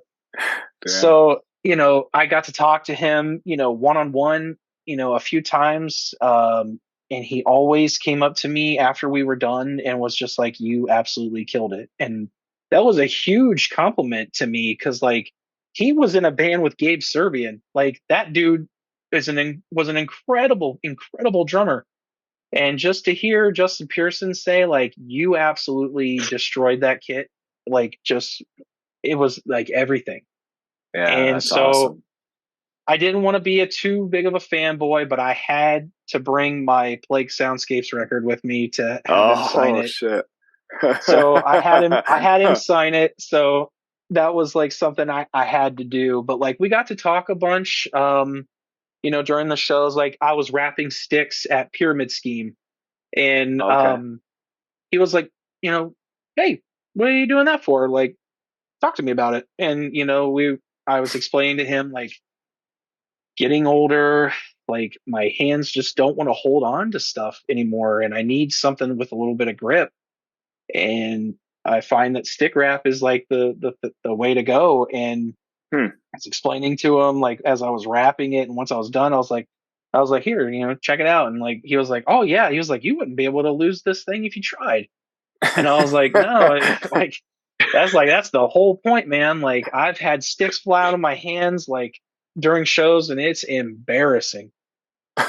That's why I always sit on 2 sticks. Like, I have 1 stick out of each butt cheek, like ready to go, and I have 2 ready to go in my bag next to me in case for some reason I drop one of those. Like, I have something to grab. Like, oh, here we go. I can keep going. Like, I got one on either side. So I don't remember who I learned that from. Guy from here in Columbus did it too, and I realized that we both did it. And I was like, oh, okay. But I remember seeing a drummer somewhere, and I was like, that's a smart idea. And anyway, I had never seen it or heard it until Kevin from Acacia Strain mentioned it, and I was like, sit on drumsticks? Like, what the fuck? What does that even mean? He's like, no, dude. Like, you just have like the tip like barely under your like butt cheek in the back, so that they're just there. If it drops, TMI, it's right there. Boom, you got it. And I was just like, the tip, though, right? Shit, just the tip, just the tip, just the tip, just the Jesus tip. fucking Christ, You dummy. Listen, it's listen. It's definitely a quick way to grab. If you do that, but yeah, he was super cool man to talk to, and we talked about like Mike Patton and stuff and his involvement with the band he did with him. Yeah, and was Dead Cross, yeah. And he, I was like, what was it like working with him? And because I'm a big Patton fan, because I think he's a great vocalist. Not a lot of people share that same opinion, which is fine. But I love the bands that he's done. Some people don't like Patton, and it's okay. It's it doesn't surprise me. I'm not friends with these people, so that's why I don't know these opinions. I actually just saw this the other day. I think it has to do with I think people look at him like, well, what? He's got one big hit. He's got one hit song. Like, he's not that great of it. Like, Steven Tyler has like 100 hits. He's a way better. Like, I think that I was actually like looking through this, and like people were like, fuck this guy. Because he was singing in one of his acts. He does a lot of weird shit, and he was doing something, and somebody in the crowd was yelling like, Mr. Bungle. And he Mike Pat takes the mic down. He's like, shut the fuck up. And he goes back to singing this Spanish serenade, operatic type of yeah. Yep, and I've seen that. But he stopped, and but people were just roasting him, like, this dude's a fucking loser. He sucks. He's not even good. He's got one hit song. I'm like, these people are fucking idiots. Crazy. And one of the craziest things that I can highlight from, or maybe it's not that crazy of a take or whatever, but him on Irony Is a Dead Scene. Yes. Thank you. Dude. What a great segue into, where Dillinger was going at that point. Fucking insane. It honestly worried me when I realized that he was on that and it was no intention of him being a vocalist. I'm like, where do they go from this? Dimitri was sick, don't get me wrong. It was nothing against him, but when you have that dude follow and the stuff that he did, I'll just say he is the best vocal. He's the best fucking vocalist of all time. I'm just gonna say it. I don't give a shit. I don't know if I'd say that. I will say that. If you think about, I don't know what he can't do. What could he not do? He's very talented. If you would have asked, I would have totally 100% agreed with you in 2006. I absolutely thought that same thing, and he's definitely up there for me. I don't know if I have a favorite vocalist. I was going to say, what would you say in 2024? I don't know. Honestly, I don't know. Like, I agree. Thank you. Les Claypool, everybody. Thank you. I do love some Primus, but like, no, I'm just kidding. I don't know. Like Okay, the time's up, guys. I'm sorry. I thought I paid for unlimited. We didn't. It's ending right now, literally. Producer says we got to go. Okay. Too many Primus references in one episode. We're fucked. No one's watching this now. I like Primus a lot. I think Dude. they're a great band. I missed out on seeing them due to COVID.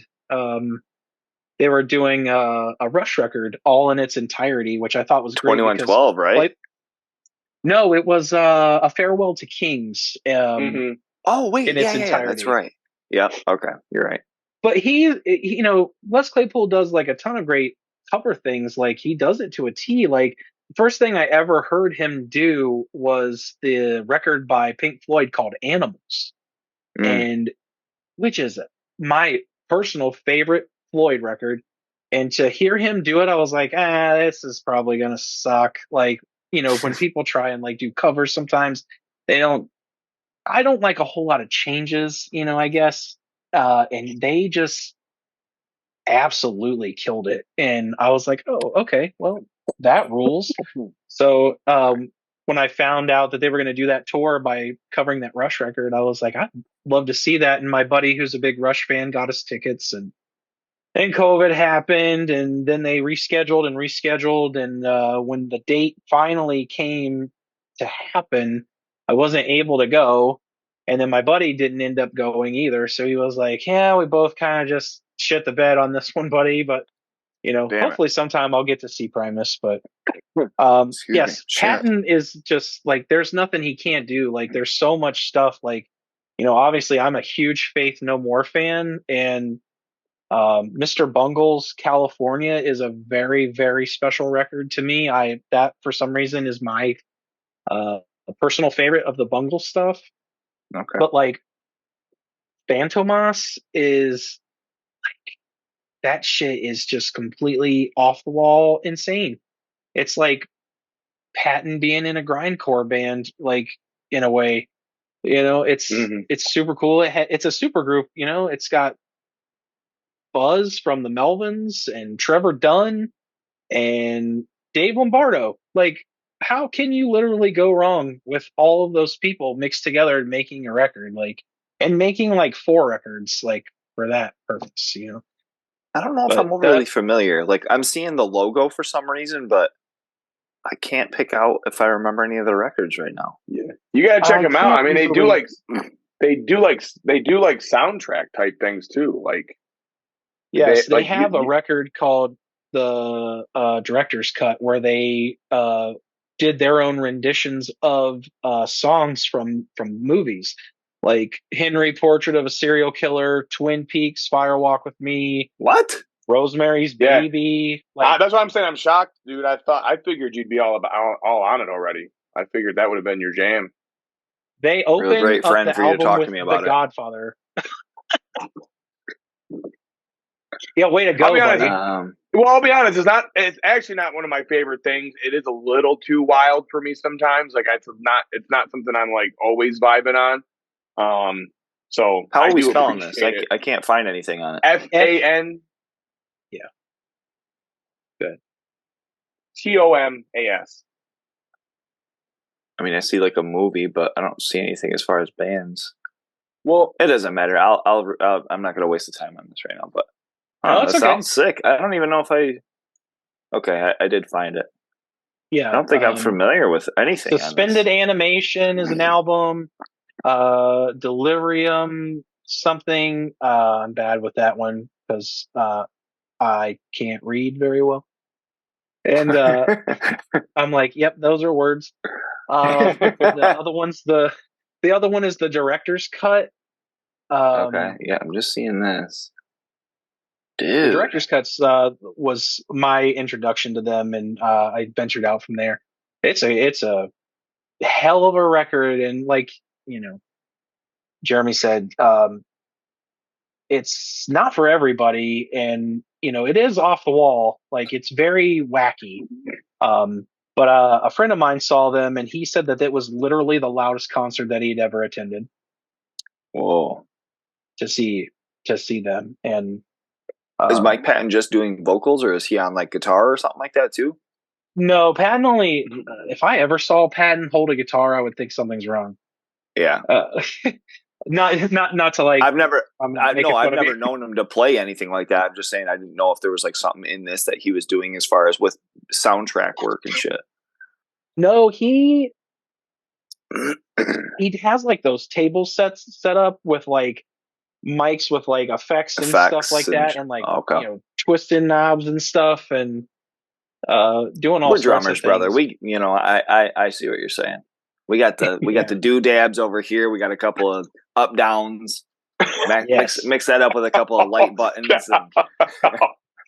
Honestly, when I got triggers, when I had never used triggers until I joined See Next Tuesday, and I was like, I don't know how the fuck these work. Like, let's talk about them. Like, tell me about this shit, man.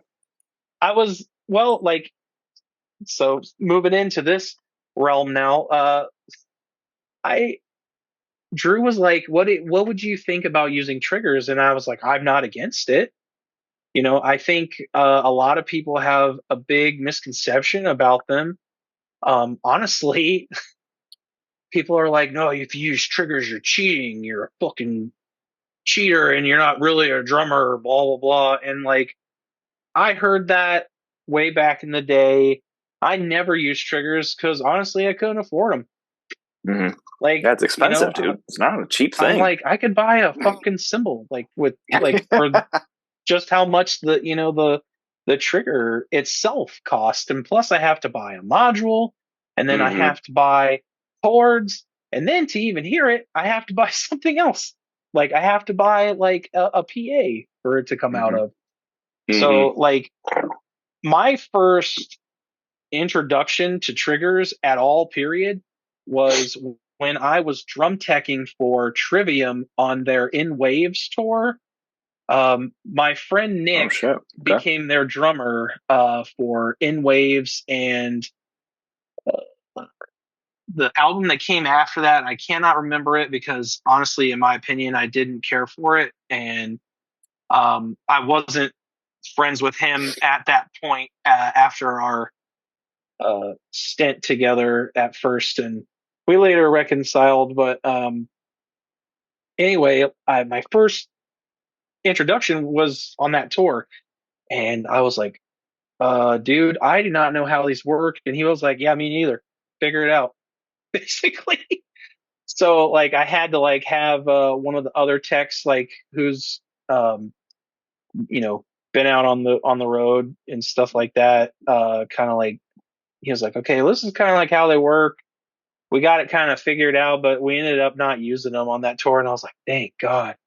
Because it was like something I was like, honestly, like kind of like terrified to use. Because like, like I said, like people are always saying like, if you use triggers, you're cheating. And it's like, well, how are you cheating? You're not. Honestly, if it's anything, it makes you be a better drummer because it doesn't hide how bad you are at double bass. If you're bad, it's going to be amplified even more. And the thing I love about the triggers aspect is the whole how it sounds. Like it's like I know I'm going to get a great sound because of the sample that we use. Like Drew took this sample of a Yamaha like Oak Custom 24 or 26 inch kick drum and put some like mess with the effects and the way it sounded, and that is what we use, and it is heavy as shit and it sounds awesome. Like if I could pick any other like trigger sound, it would be the trigger that Nick Barker from like Dimmu and Cradle of Filth would use. Oh yeah. He said that his was modified from a sample of 5 Minutes Alone from Pantera. Oh shit! Damn. Which I thought was pretty sick. Like that, like those. Oh yeah. Like that. That drum tone first on hit. that album, ripping. Yes. That's it. Yes. But not to get off track here, but like Nick Barker actually, if I remember, he triggered his whole kit, didn't he? Yes, he did. Like if you he was watch one of the those, few like, guys. yeah, he triggered everything. If you watch the World Misanthropy DVD and see like they have some drum cam footage, and it's up on YouTube also. Mm-hmm. There's not enough Nick Barker footage from that era because we didn't have like the recording awesomeness technology. Like I'm sure there's somebody out there with like video camera footage that hasn't ever uploaded it. It's just sitting in a closet somewhere. But like if you watch some of that footage, you can actually see like those little D drum red tabs all on every single tom that he has. He had it on a snare drum. Like he triggered like his whole thing. And like I heard that he, in an interview one time, he was like, yeah, the kick sample that I wanted on the first record that he did with Dimmu, Puritanical, something. Misanthropic. Yes. Forget the third word. Great album. Great album. Yeah, like the best in that realm of music, in my opinion. My bass player and I, Rick, we fucking love that record. We will just sit there and just do this the entire 100%. time, and never gets an old. air drum. No, never. But yeah, like, well, I'm sorry, I lost my train of thought. How he We're talking triggered the him, triggers, and he triggered all the drums he wanted. Yeah, I watched an interview and he had said that like he wanted that, and I guess the rest of the guys in Dimmu were like, "What? No." And he was like, "Yeah, we're gonna do that. We're gonna do that, and that's gonna be my trigger sample." And I thought that was cool. So like, if I could ever like do a different trigger sound of like sampling something else, it would be that. Definitely. Damn. Yeah, it's kind of wild. Like I was just I was watching some videos recently, and there was like an interview that Charlie Benante did, talking about doing these Pantera shows right now, and he actually has his kit triggered. Maybe not the whole kit; it might be just the bass drum. But he has that partially triggered to where it's tones from the original like records and the original like recordings. From my understanding, blended in with the live, so you're still getting the live tone of it. Maybe it is the whole kit, because he was saying something about like having that blend of like having the live drums and then the trigger tones coming through too. So I don't know how that shit works. But I was like, oh, okay. Honestly, if it works. I always ask Drew, like, Drew, what do I do? And he's always like, oh, like, luckily, like I'm more like in tune with what it is. Like I like the sensitivity, like I have pretty much set, like I have it on a pretty low sensitivity because I'm just, I'm still getting used to using it. Like I've only been using it, for the last like 2 years, but like we don't tour like all the time constantly. And so it's like, I'm getting used to like figuring out like how sensitive it is. And like, I've also figured out like I used to be a huge fan of like Evans EMAD, the bass drum head. It has this plastic ring on the outside where you hit on the batter side, and a muffling ring, and that's what I have on my kit right now. But I've noticed that like it's kind of interfering with like some of the hits sometimes when I can be going and it goes, but like if I'm like not like tapping it like super hard, I still feel like the sensitivity should pick it up, but I feel like I have to put a little bit more effort into my like hauling double bass type things in order for it to like actually pick up. So when we go on this next tour, which is coming up in April, I'm going to swap out the heads and actually go to a Aquarian Super Kick 2, which is it has a muffling ring on it, but it's on the opposite side. Mm-hmm. Yeah.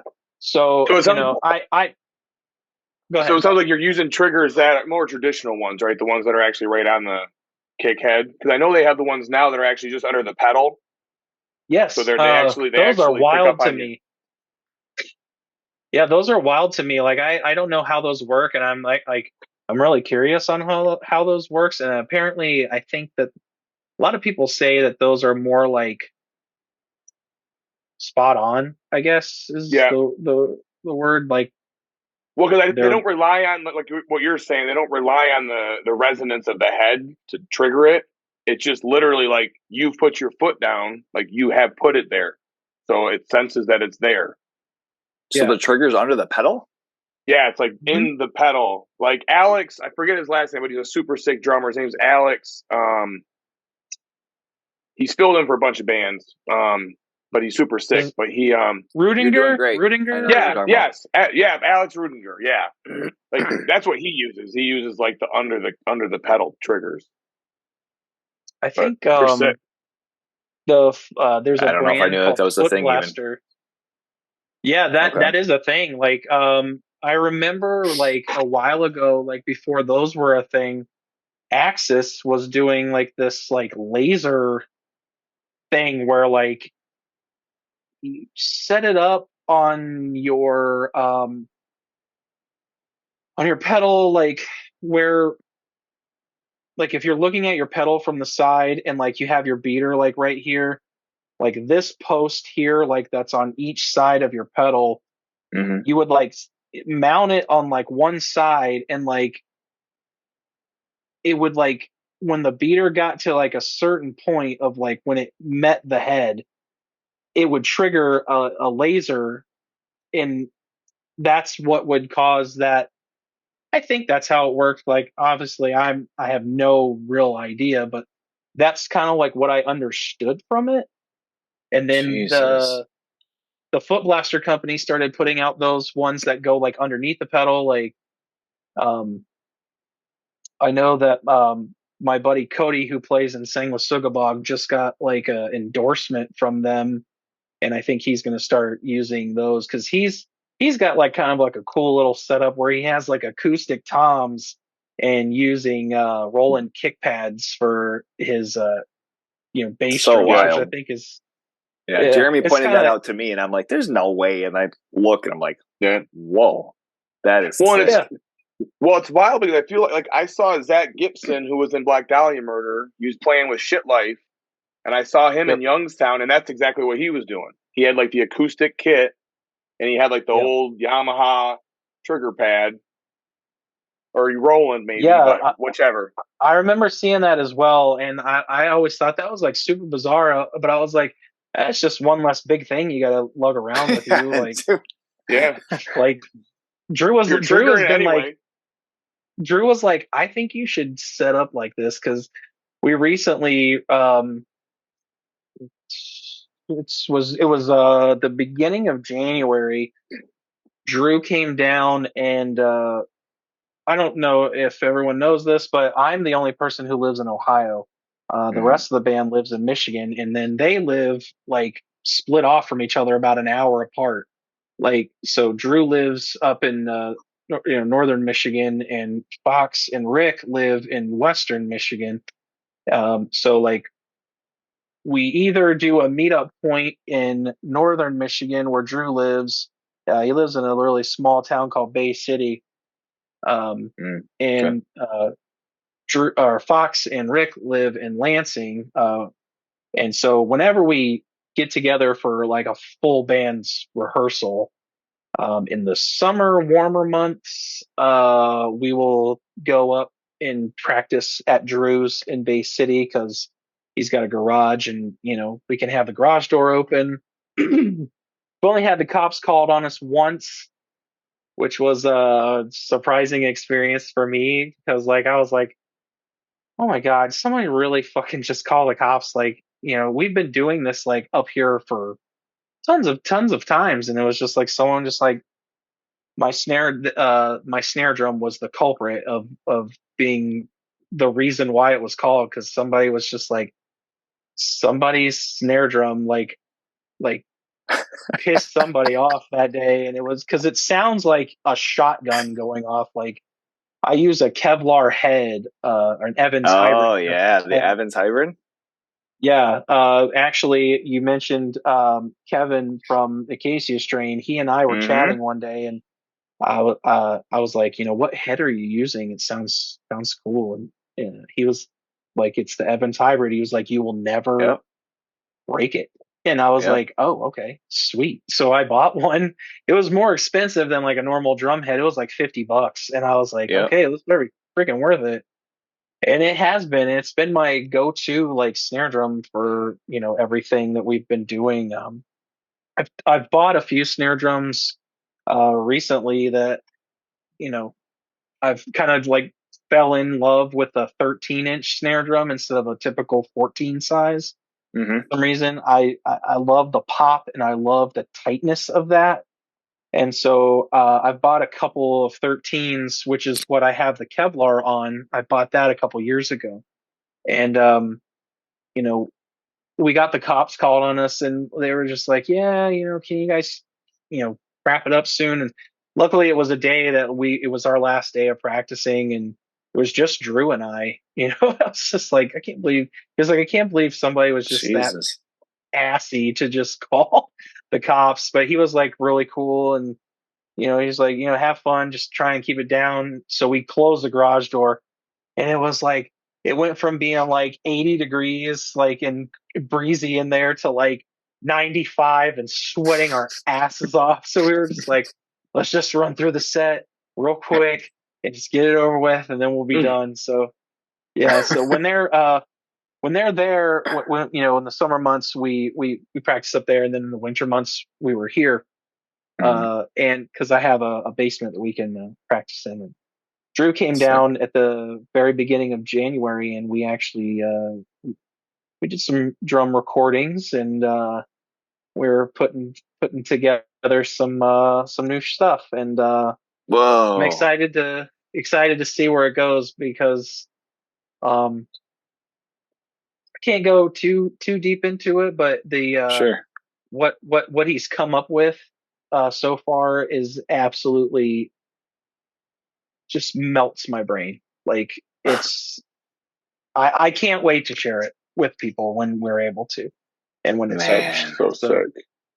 Oh, I'm dude. finally, Can't I'm so wait. stoked that I'm finally like leaving my mark with this band. And you know I absolutely love being in this band, and it's just, you know it's been an awesome 2 years. Like, you know it's, it's gone by like super quick too. Like, it was kind of like, hey, we got this comeback show, and then we got these other shows, and oh, we got like a long weekend here with Bandit, and we've got this long weekend in May with Meth, and this was all last year. Like, we played a bunch of shows last year. I think we did,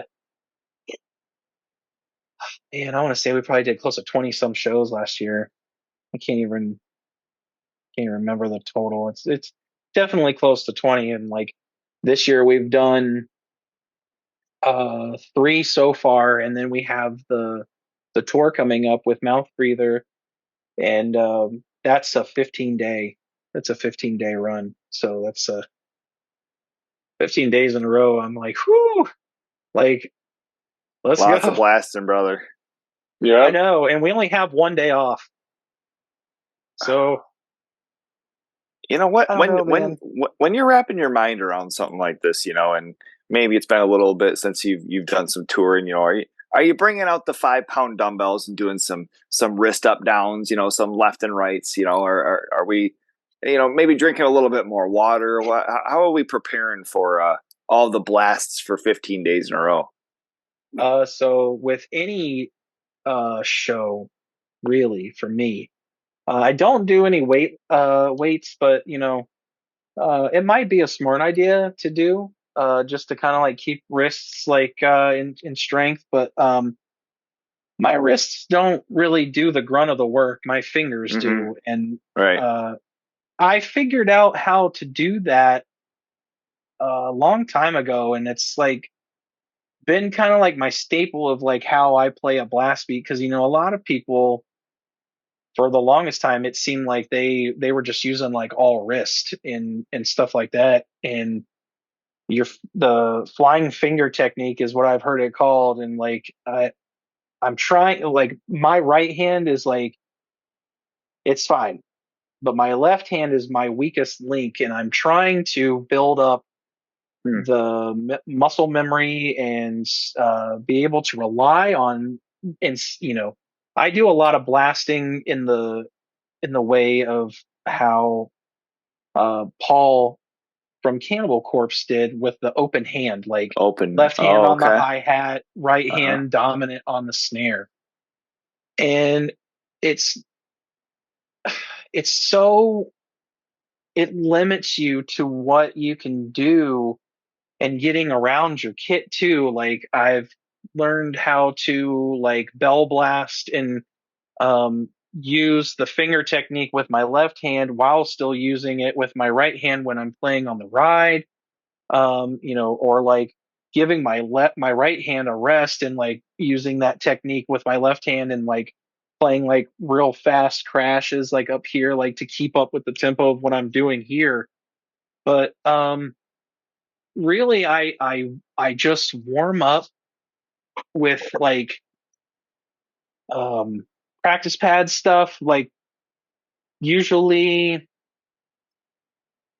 the way I've been doing is that if there's a few bands on the bill, I will start warming up with when the band, not right before us, but the band before them, when they are on stage, I will go and start warming up.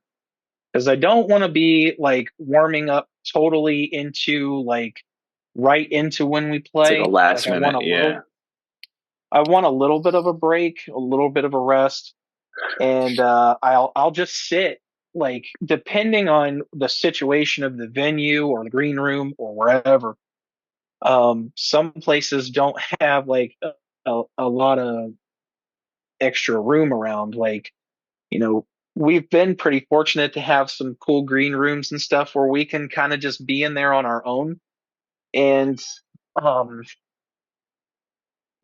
I'll just sit with my practice pad and I'll start and I'll stretch my wrists out, pull like fingers, stuff like this. I learned from Gene Hoglan on a DVD that he put out a couple of years ago, where he was talking about warming up, and like because people were like, how can you play like this type of stuff for that long? And he was like talking about how like back in the day he would like warm up with like the heaviest things possible, like stick wise, like steel sticks, like 3 pound each, like, and that dude will play like a whole show, like a most of a show with like ankle weights on his feet. And then like he was talking about how like there's like a specific song that he used to do with Strapping Young Lad where it was just like flying double bass the whole time. And he would do the show, and that would be like the last song they play, and he would take them off. And he would be like, I would just absolutely kill that song and just do flying double bass like as fast as humanly possible. And I was like, that's kind of neat, but like me personally, I don't feel like I want to put weights. Like I'll sit at like on my throne and just like do singles and warm up on my practice pad for a bit, and I'll just sit there and just just go with my feet on the ground, because I'm a heel up bass drum player, and I'm actually teaching myself how to do this double stroke technique where a lot of drummers are using today, which I find so cool. Like, there's the double stroke technique, and then you got people that do like the swivel, Pete Sandoval and Alan Cassidy, on the pedals. It looks like you're putting out a cigarette, like, because that's what someone described it as one time, like when they saw Pete Sandoval from Morbid Angel doing it, and I was like, yeah, that's exactly what it looks like. And I can do that a little bit, but it, to me, my brain and my ankles don't want to like vibe together when I'm Interlock trying to like, that. yeah, like one foot's doing it fine. Like I can do like a single like, but like when I try to add my left foot, my brain's like, what? And Yeah. it doesn't end up working. So I'm trying to teach myself how to do the double stroke technique, and Cody from Sang with Sugabog actually was learning it himself on this last tour that they were doing with Suffocation, and the drummer for Suffocation was showing him like, try it this way, like maybe you'll understand it. And he was like, what made it click for me was like bringing your heels down and like popping your heels, like, and like using the rebound from the pedal. And it kind of made sense to me. He sent me a video of him doing it. And I was like, okay, I was getting it a little bit beforehand. And then I think seeing that and like sitting here, like when I'm working, like this is where I work right here. And like I'll sit here and like listen to stuff, and I'll sit here and like try and do like that rolling technique of like bouncing off my heel, kind of like a heel toe. Yeah, it's just like this, like almost kind of like dribbling a basketball in a way, like. But it's like I can't. I've never loved to play in shoes, so I'm like always like trying to like play barefoot as much as possible, because I feel like shoes are just in the way. Like I feel like I feel the pedal better with my bare feet. And I'm trying to like get used to like doing it with my pedals, because it kind of hurts, because you're kind of on the hinge of the pedals, and your heels are like hitting, like the way I've been doing it. My heels are kind of like hitting that bottom metal part. I'm like, oh, this kind of hurts. Like, but if I can figure it out, like I'm going to incorporate it as much as humanly possible, because it's like it's so cool sounding, and like Yeah. you just sound like you're going ridiculously fast, and you're not putting as much effort into it. It's like, doing a double stroke roll but with your feet.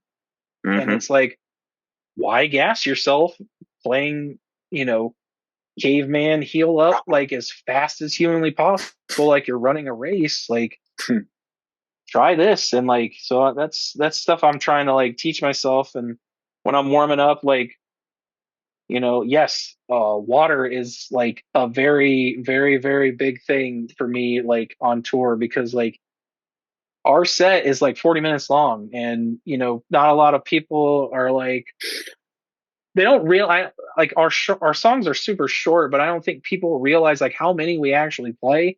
Yeah. Like right now, like we're pulling.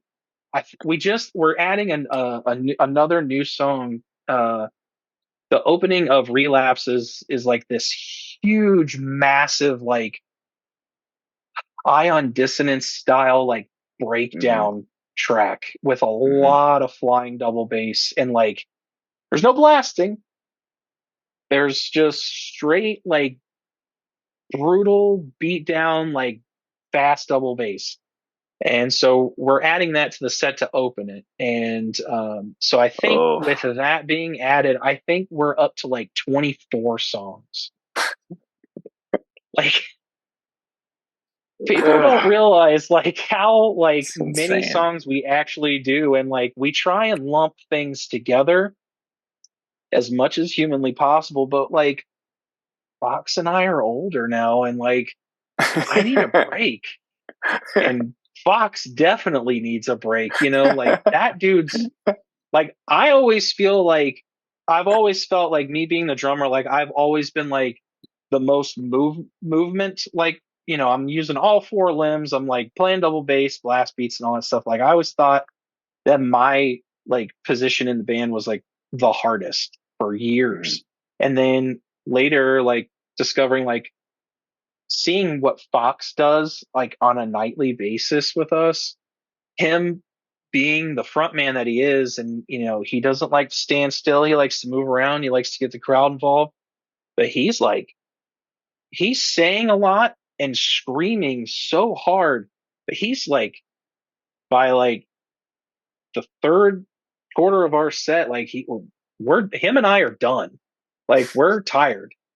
But we soldier on, and like we give it 100% every single time, and it definitely shows.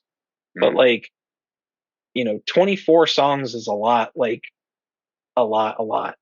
We played a show one Jesus time. Christ. We played the Crowfoot in Detroit with Bleeding Okay. Through, and we got asked to play that Bleeding Through reunion show, and we were so honored to do that. And they were like, "Your set time is going to be a lot shorter." So we ended up, I think, only playing like 10 songs, which I think was like to learn that set. Like to me in my brain, I was used to playing like 20 some songs like already. Like I was like, I feel like we just got warmed up. Like, by the time that our set was over, because we only had like 20 or 25 minutes. And that was actually the first time I played on someone else's drums. They backlined like a kit for like most everybody to use, and I just had to bring cymbals and snare and Breakables. pedals. Yeah. Yeah. And I was super pissed the entire time because the setup was so weird. I had to borrow someone else's rack toms because everybody was playing a 4-piece. And I was like, oh, okay, I do fills that require like 5 drums, like, but You sound like Mike. He sounds like Mike right now. He does. like, And I can't fucking it's play other people's kits. It's a great thing. It's a great Mike that plays in Pain Divine in Jeremy's band. Yeah. And you guys are playing a show together soon. Yeah, what is the 19th, right? You guys are the kickoff for the tour, the run. We're that's opening at it up Crowfoot, right? at the Pike Room. Pike Room. In Pontiac. Crowfoot's the big stage, the big stage, and then yep. So, and we'll get into some of that later. We got time.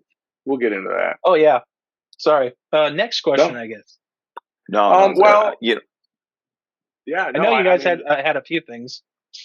Yeah. So, we've covered quite a bit of the stuff that I wanted to get into. We've talked about some gear.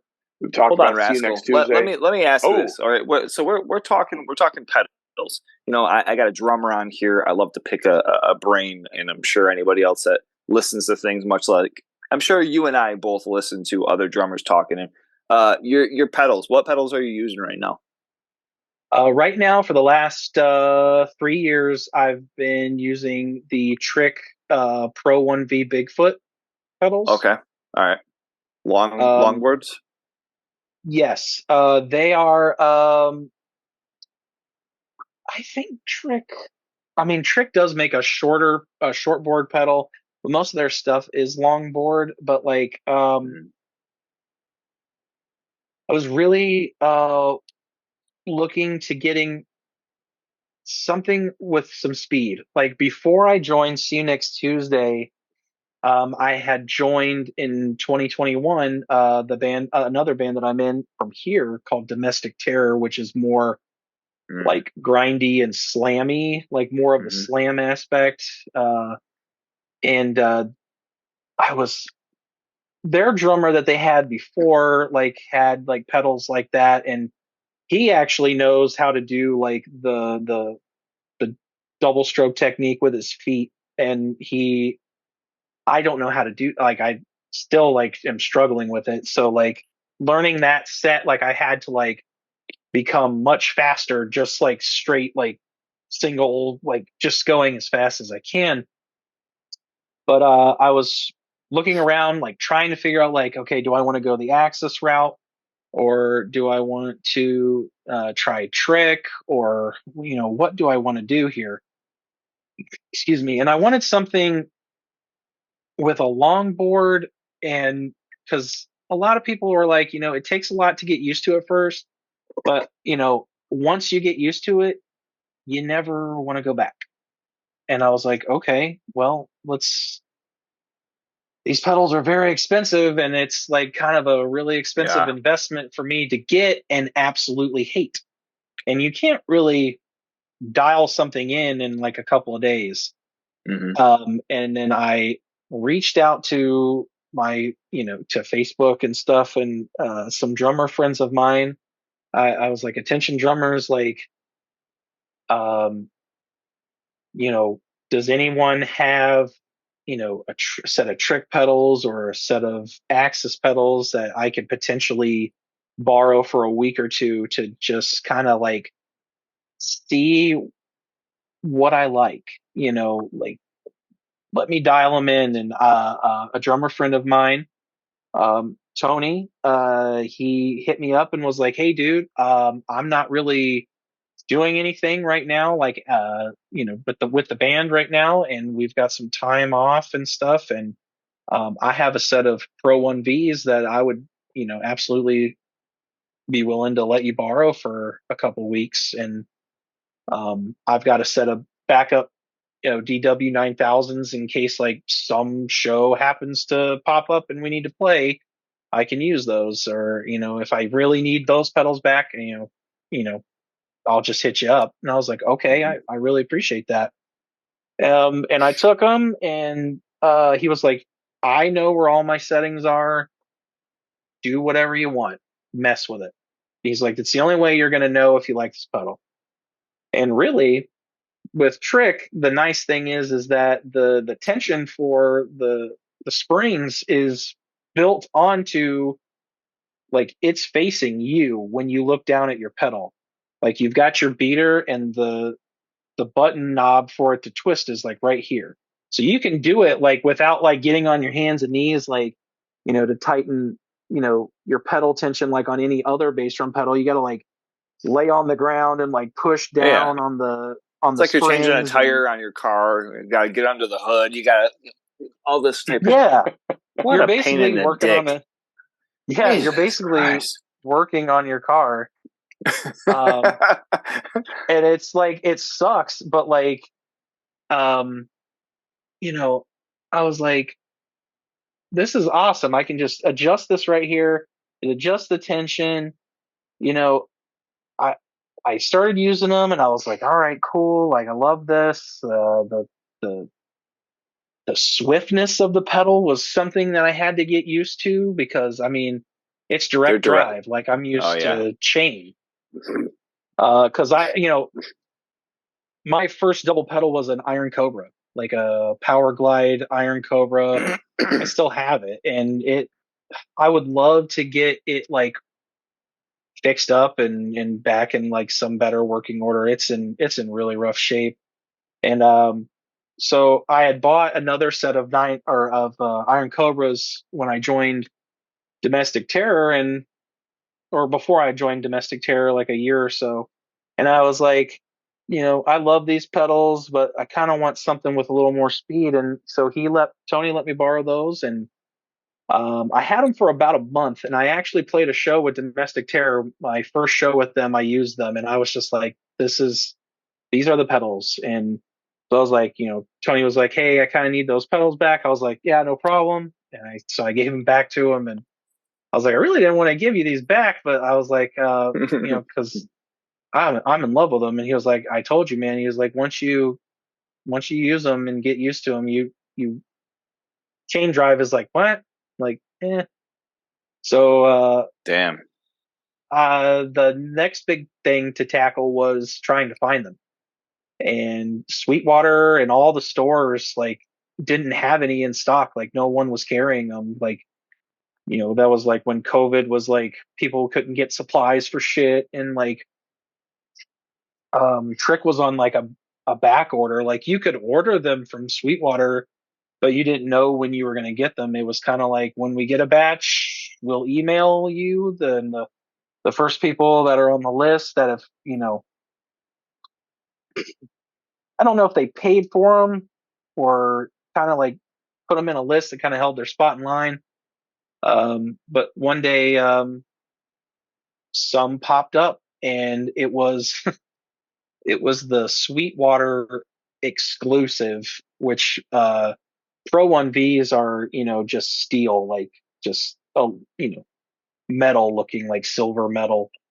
And these were all have this black coating on them, and they have green hardware, and they were the only ones that popped up for sale. And I was like, these are another like $250 or $300 more than the Oh boy. other ones were. I was just like, is this worth it? And I was like, yeah, you know what? I like the black. Let's go. Let's go for it. So I signed up for a Sweetwater card and, bought those pedals, and, you know, they are my babies. I love them. They're Damn. a workhorse, and um, just keep them cleaned up, and basically, but like that's my pedal of choice right now. But if I were to pick any other pedal, I would probably go with a Demon Drive, Pearl, or an Eliminator. Just Tama's footboard now, and since I play barefoot, their footboard now is very smooth. Mhm. But that smoothness where it says Iron Cobra is like a cutaway etching. And I Mhm. was noticing, like, when I'm like trying to like really hammer in and like dig in and play real fast, I was getting cuts on my feet, like from the lettering, the opening of the Oh, damn. lettering on the pedals. So I was like, oh man, that really sucks. And like the trick pedals are smooth. Like, a lot of people will put like some what's that stuff called, like not sandpaper, but like the The grip grip tape, tape. Oh, like Yeah. grip tape. like a Yeah. skateboard deck. Yeah. Yeah. Okay. They'll I've seen dudes like do their whole pedal with it. I've seen guys do like little sections on it, like to where like their foot, like they need the most control, like in these certain spots or when they're playing like that. But I just leave mine just the way they are, and it's worked out for me. And yeah, my favorite pedals, hands down right now. Like if I had to Sick. choose something else, I would choose one of those others. But you know, Beautiful. these things are pretty Beautiful. killer. Well, I didn't want to sidetrack it, but I just wanted to dig Yeah. into that really quick. I mean, especially with like with faster, more extreme music, it's always interesting to hear um, gear and Mm-hmm. tensions and different things like that to just different Yeah. personal settings. So yeah, thank you for that. Love it. Yeah, Is no there problem. Like, any other gear that you're like partial to? That's like like those are your kick pedals. But is there anything else that you're like, I gotta have this? If we're playing a gig, like I'm gonna fight to make sure I can use these or use this. so I've haven't, we haven't done anything like overseas yet, like to where like we would have to rent gear or anything like that. Mm-hmm. But just as long as I think I had a 5-piece kit, right now, the kit that I play and see you next Tuesday is a DW acrylic kit, which is I've always wanted a DW kit, but they've been super Gorgeous. expensive. Yeah, and I always wanted an acrylic kit, and I was like, you know, I kind of like the idea of the acrylic kit, and I kind of did this as a nod to Andy, who was the original drummer of See Next Tuesday. Andy had this really cool blue acrylic kit that he still has to this day, and I just thought that drum kit was like badass. Like I was like, this kit is super cool. Hmm. And then when I joined, I used my Tama Star Classic Babinga kit at our first show in 2022, and that kit, there's only 60 made in the entire world, and I've had Whoa. it for I've had it for 20 years, and Damn. it's such a rare kit that I just don't want to take it on the road. I Uh-huh. like it for home practice and recording with. So, it got the hair up my ass to like, I need another kit. Like, I have another kit. It's a Tama Birch Babinga kit, but it's a 4-piece, and I was like, I need 5. Like, you know, and so I decided to uh, put another dent in the Sweetwater card and bought the Smoke acrylic DW kit, and it was like a really great kit and a really great price. And um, our um, our rep that we used for the band, like he was like, he hooked me up a little bit on the price and got it lowered a little bit, and Yeah. Sick. Just as long as like I have a 5-piece kit, like it can be basically whatever. I prefer smaller size toms. Like when I'm not playing in See You Next Tuesday, when I'm playing with Domestic Terror, I always use an 8, a 10, and a 14 as my setup. I love the way that those toms cut through everyone else, what they're doing. It's something. It's something I learned from Danny Carey from Tool. Like he always uses an 8-inch rack tom, and he was like it was to like cut through their loud amps and stuff like that. And I don't know, I kind of like the smaller sizes, and like the drummer for Intheos and Animosity back in the day, Naveen Copperweiss. Like that dude was always like my hero for always using smaller size drums. And like, he uses like an 8, 10, 14, and his kick drum I think is like a 20 or an 18. I think it's a 20.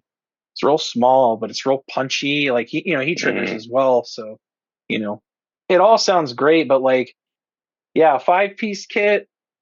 Honestly, if I have my snare drum, we're good. I use a Thomas Star Classic maple. It's a 13 by, I want to say 6.5. Sometimes my snare depth isn't varies. Yeah, it varies, but it's like I'm not very good at remembering what they are. Like right. For the longest time, like I had one snare drum.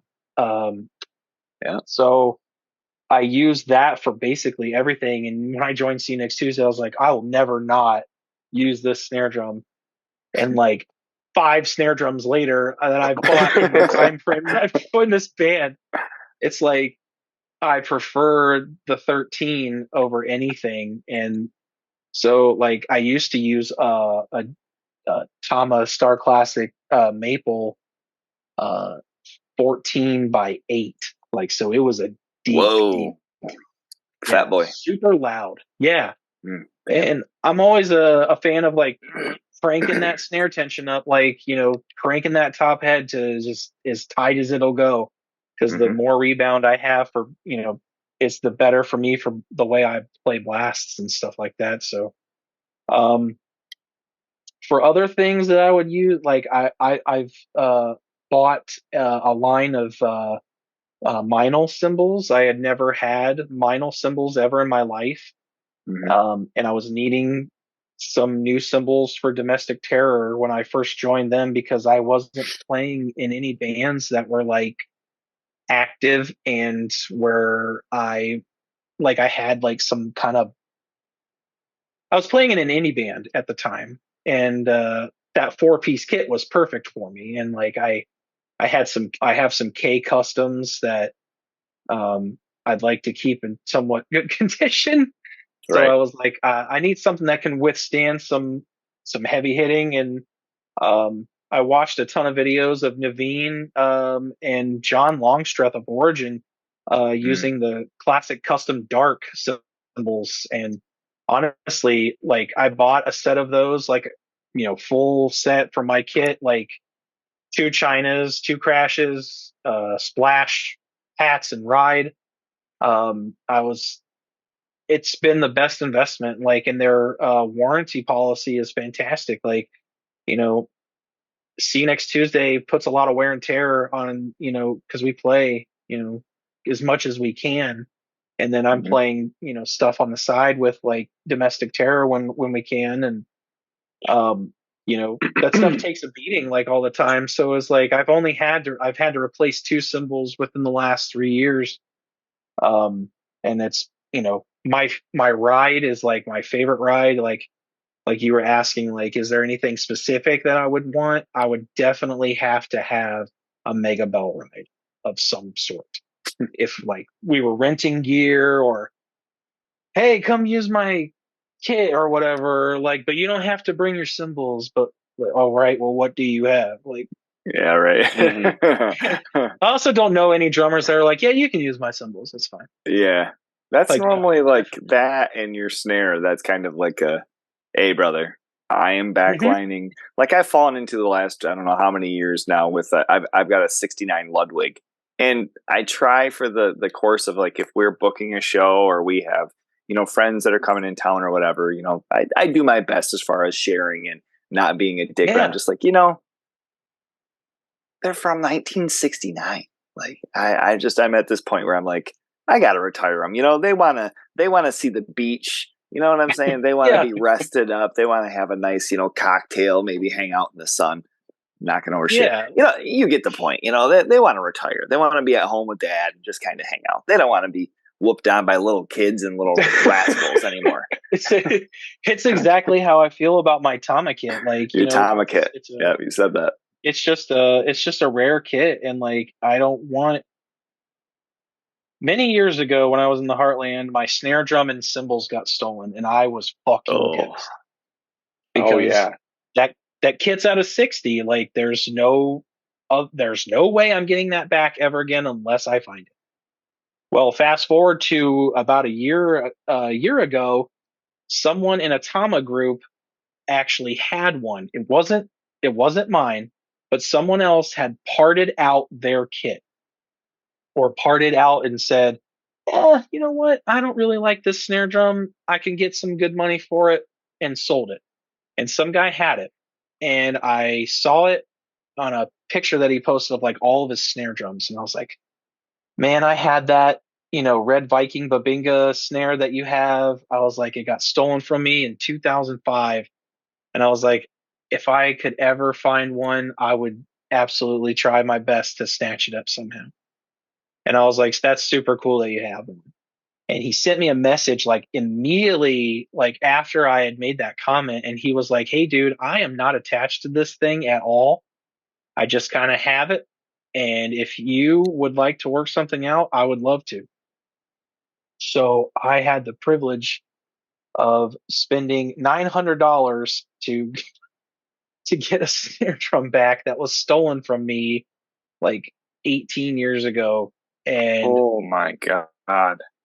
I literally, it's funny because it still had this snare drum that I bought. It still had the stock head on it, and my wife was like, "Are you sure it's not yours?" And I was like, "Yeah, I'm 100% sure it's not mine," because I had like written on mine like back in the day, like set list or whatever on it, and oh no, I had written, I don't know if you guys are fans of the band Him. You guys know that band? Oh, dude. I know. I love that band. Yeah. I'll leave it there. Okay. Shut up, dude. I drew a giant heartagram on the center, like this in the center, like I had a stencil. Okay. And I was like, I know it's not mine because it does not have this on it. So okay. I literally got it, and I opened up the box, and I just like sat there and I held it. Like, I know it's not the one that came with my kit, but it's the exact same model, same color. It's one of the out of 60. I'm not sure which one it is. I'll have to like double check. And it was like I think later one, but like the kit's like so rare. Like, damn, man. 30 of them were here in the US to be sold, and like 30 went to like Europe and other countries and stuff. So I was like, wow. Like you're talking about retiring it, like that was my deal. Like, that's why I bought that other kit, because I was like, I have to have something with like a 5-piece. And honestly, I'm Rick and my bass player and I are like always telling Drew, like, just let me get a second bass drum. Like, come on. Like, this is gonna look sick. Like, he was like, oh great, more shit for the trailer. Like, yeah, no, like I don't want to do that. He was like, I want you to use the pads. And I'm like, no, I don't want to do that. Like, I personally think it looks a little goofy. Like I have nothing against people that do it. Like, but for me personally, like I don't really like the way that it looks. Like, I love a kick drum. Right. The fullness to it. I mean, just tell him, say, why don't you get a headless guitar with no strings on it and fucking buttons? Let's like a let's guitar. let's bring this back to your realm. Oh, I will say, having the two kicks though. I mean, like to me, it's a perfect argument because the stage you guys have is like so symmetrical, right? Mm-hmm. So I'm like, it's kind of stupid that you guys don't. Like, can we just make a reel of saying that forward this to the boys for not yep. having symmetrical kick drums? It's fucking dumb. It's symmetrics. It's something that Rick always says to Drew. He's like, "We have 2 amps. Why can't he have 2 kicks?" Dude, And like Rick is my biggest supporter. Like I get like the space issue, like it's another thing for us to lug around. But honestly, there is something about playing. I've had one kit in my life that was 2 kick drums, and I really, really enjoyed it. There is something about using 2 separate kick drums and that feeling that I can't really explain. It's just, it seems more meant to be. Like instead of using the double pedal, like I feel like I like it more. So like when we did this recording in my basement, like I used the Roland kick pads to I used like, you know, my Tama kit up top, but I used I used 2 Roland kick pads, and even then, like I was like, this feels awesome. Like this is the way like I want it to feel. And it's super cool because my trick pedals actually uh can go from being a double pedal to 2 separate singles, which is another reason why I bought those pedals. Yeah. Damn. You can that's sick. You can change it to you be a lefty or a righty, and you can also take the slave bar away and make 2 separate pedals. Like just you take a mechanism off of the right pedal, just because I'm right-footed. You take that mechanism off and you seal it up with this cap, and then you can put the beater on the other pedal, and you're in business. Damn. Like it's super cool.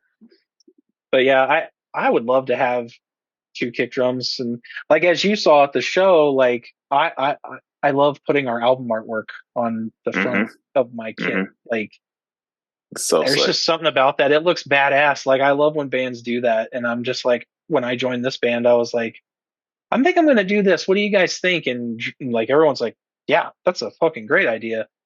And so my guitar player who plays in Scum Guilt with me, my one of my other bands, we're basically just a recording project because it's just he and I. Okay.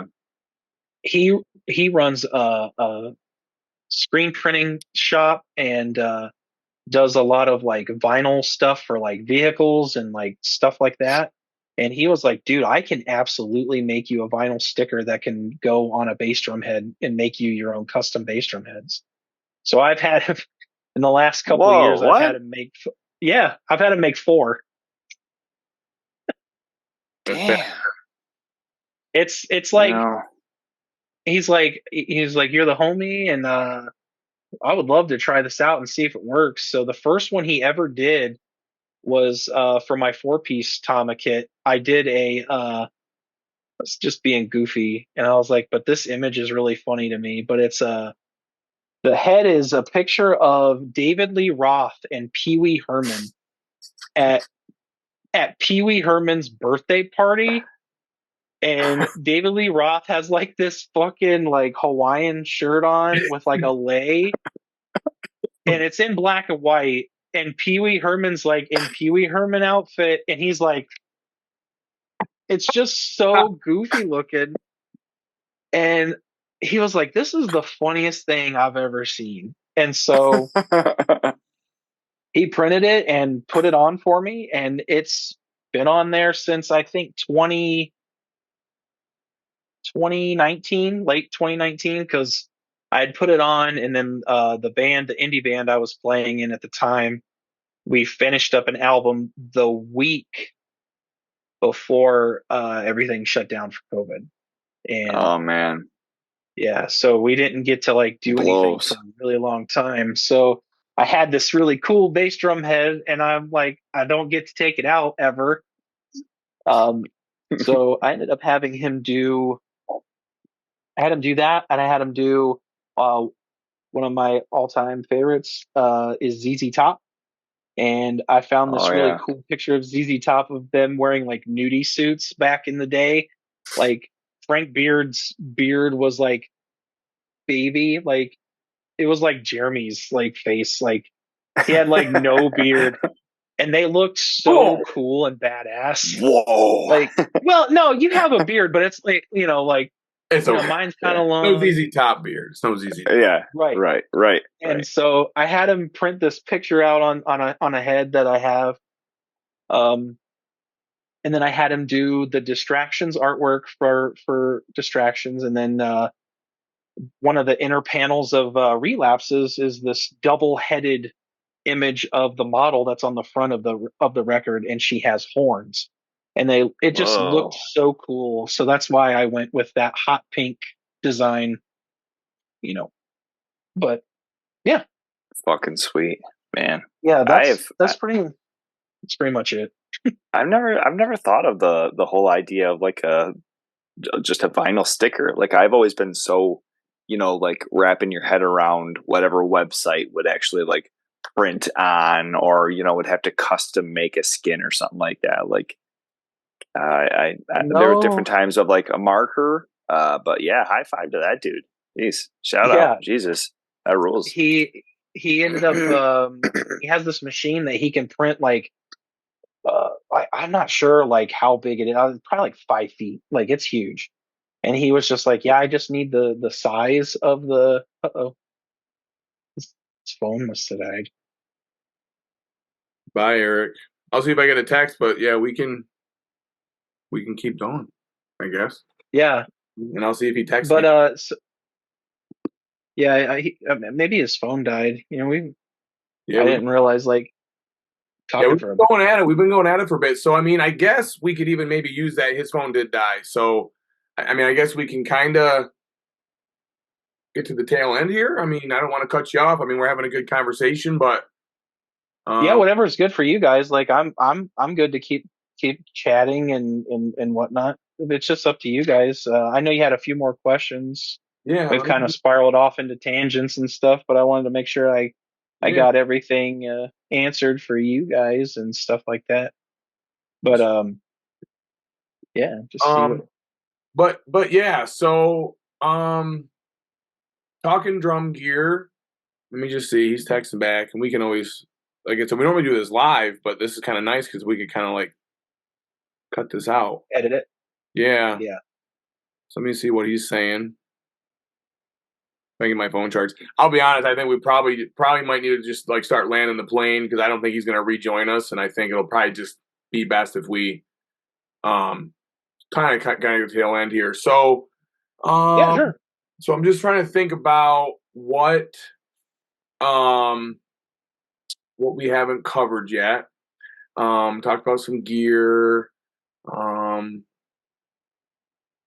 Well, I guess let's dial it back and maybe into the local scene, local things. So, we talked about See Next Tuesday a lot. You said you were ripping in Domestic Terror.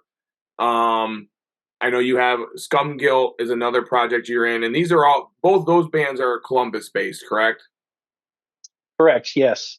Columbus based, and so I guess I'm wondering, like, have you like where like you've always been in that Columbus area? Is that like where you grew up, just outside of it? Maybe you said you were in a more of a farming, more rural community, but like maybe greater Columbus then I guess. Yeah, it was definitely Cowtown where I grew up, and farms and stuff like that. But yeah, Columbus scene is like where I first cut my teeth. Like playing shows. Like I booked a band. One of my first bands that I ever did. I booked us a show in Columbus, and it was like kind of like one of those ones where it was kind of like I didn't know what I was doing, but I was just like, I'm just trying to get my band a show. Like, what do I need to do? Like, I didn't know anybody, like or how to book a show or any of that shit. So I was just kind of like winging it, and I ended up there was a place here called the Scarlet and Gray Cafe that we played at, and we ended up playing there a couple of times, but it was like it wasn't until like I had left that band and joined the Heartland and stuff, and like we started like really doing shows and stuff like that, and actually playing like out of town and stuff like that. Like up until that point, like I had only played in Columbus or like, you know, in my buddy's basement for his friends, like, Yeah. that type of deal. But it wasn't until like I joined the Heartland in 05, 06 that we actually started. That was like the first band I ever toured in. So like, Okay. So just real active. yeah, real active. Like we did a full US tour basically in 2006. We went all the way from, we didn't get up to, well, I think we hit like the New York area, but like we went all the way out to California and like came back and ended up like doing like some shows in Florida and like New Orleans and Texas, and just like that was like the band that like I got to experience like roughing it like out in the world and like on the road and eating gas station hot dogs. Yeah. If we could afford them, like we had no money and all that shit. Like it Just wasn't any on the road and playing shows and just showing up places probably and being like, what the fuck is this venue? Like, or canceled shows or like random shit. Back then, sketchy it promoters. was all MySpace. Oh, yeah. It was funny. We were talking to Spencer from Full of Hell, and he was just like, man, I miss MySpace. Like, back, like, MySpace, it was, like, so easy just to be your own, like, label and band and promoter and everything. And it's funny because you would think that, like, social media is way more, like, I guess you would say advanced now. But there's something about MySpace that just lended itself to being, like, a band on it. Like, it was, like, it wasn't about, like, because now I feel like social media is much more, like, you have to be a fucking like puppet and the dog and pony show and like make content and all that shit. And that's like really what you're doing. And you're just trying to keep up with like Kanye and like, staying like, relevant. You're trying to be like, I got to be Taylor Swift. Like I have to be like viral. Whereas then it was much more like it clicked with me. I was like, yeah, it was much more about like networking and like actually just being like, yeah, like this is our band and people come here and they can check us out and like, holy shit, like we just found some like-minded people and like we're good. Like we booked some shows. Whereas now it's like, well, no, it's like, well, how many? Oop, here we go. We got that rascal back. Is he here? Oh. He'll be here soon. That was not very exciting, Erik. Your entrance was delayed. We're still holding our breath. We have his phone die. Oh, the product is it working? Returns. There he is. Here. Okay, hold on. Let me see, dude. I'm so bad with this is first computer. First computer. I'm proud of my doggy over here. We're talking a little bit about MySpace and being a band from Columbus and just eating, tornadoes at 7-Eleven for your main diet. Dude, afford it. Keep it going, because I don't know how you guys can see me though, and you can hear me. 100%. Can you see and hear us? All I'm seeing is you. I'm not seeing anything like as far as like on my end. So if I look like an absolute dummy, then click on view. Natural, you know what I'm saying? Click on view and then click on change your view. That's what you gotta do. Upper right hand corner. But anyway, I actually remember the Heartland. I remember like hearing about that band around that time, and if being from Columbus, that would make sense, right? Like being up here in Michigan, I do remember. Now I won't lie, like I don't in my mind, I'm not like, oh, I remember the music, but I do remember seeing it like on flyers or hearing the name around that time. So I definitely know what you're talking about, like being an active band and being, obviously there's that. So like when you were in Columbus, so you referenced knowing like, being homies with Cody from Sanguisugabog and things like that. I know like he's from Columbus, correct? Like he's from like not greater Columbus. He lives in he's actually from Dayton, which is about an hour west of here. But the singer Devin of Sanguisugabog and I think the rest of the other guys live here in Columbus. And actually Devin a long time ago messaged me, wanted to try and start some kind of project with me, and I just wasn't into really doing anything at the time. And I was like, I'm sorry, dude. Like, I'm just not really into anything right now. And he was Mhm. like, oh, I understand. And then when I, saw him, doing stuff with the Bog and like seeing how successful they are, I'm just like, dude, that's so cool. And like, Mm. I chat with him whenever I get a chance to see him at a show. Like he plays in another band called Tomb Sentinel from here in Columbus, Yep. and they play here all the time. Like when he's not doing Bog stuff, so it's always good to see him. Super sick band too. We did a write up for them on our on the page as well. Tomb Sentinel are super sick. Oh hell yeah! Yeah. Um. But yeah, the guitar players from Life of Crime, right? But they're from Pennsylvania. I think Life of Crime were a Pennsylvania band. Um. Ooh. Well, they might be. The one guy lives here, or when they were a band, they broke up like really recently. Mm-hmm. I read that they played their last like show at the laundromat place here in Yeah. Columbus. That's like a really cool DIY venue. Dirty Dungarees. Oh, dude. Yes, Yeah, that's a super sick spot. There's a lot of cool stuff going on over there. It looks rad. the next time the See You Next Tuesday plays in Columbus, that's where I want to play. Um, we've played at this place here called Big Room Bar, where my guitarist of Domestic Terror, he actually runs sound there. Oh, But sick. they're kind of in like a weird limbo. Like the place is kind of closing, but they don't know when it's gonna like officially close, or if they're gonna keep the venue part of it open and the bar. Like it's all a weird thing. But Is he the guy that yeah, runs like Daily Grind? yes, Yeah. I've been in talks with him about coming down and doing like a playthrough and maybe playing like Big Room, but if not Big Room, somewhere else. really, Yeah, dude, that would be so sick if you guys do that. Like, hit me up, I'll come, like for sure. 100%. Like, yeah, because like his studio is just right up the street from my house. And yeah, his stuff that he's been doing has gotten so much better. Like he's figuring out like different angles and things like that, and cutting and splicing and like editing things together. He's really really great at that. And Yeah. he's filmed a couple of things for us on the Daily Grind and posted for See You Next Tuesday. Like he had like an overhead that he always has on the bands, but then he'll grab his camera and like actually like getting like where people are and like on stage and stuff like that. And we've got some really cool footage from him from doing that. So yeah, he does some really awesome stuff. So hey Josh, if you're watching, killer job, dude. But yeah, like that's kind of like the scene here. Like Columbus has a really great metal scene. Especially now, like with kind of like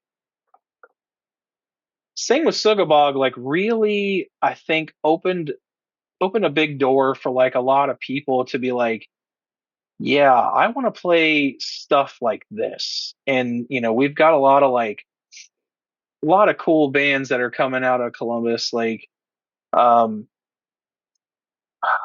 shoot, like Tomb Sentinel, like is not like Sang with Sugabog really at all, but like that Devin's other band is like super super sick. Mhm. Um, there's all these bands coming out.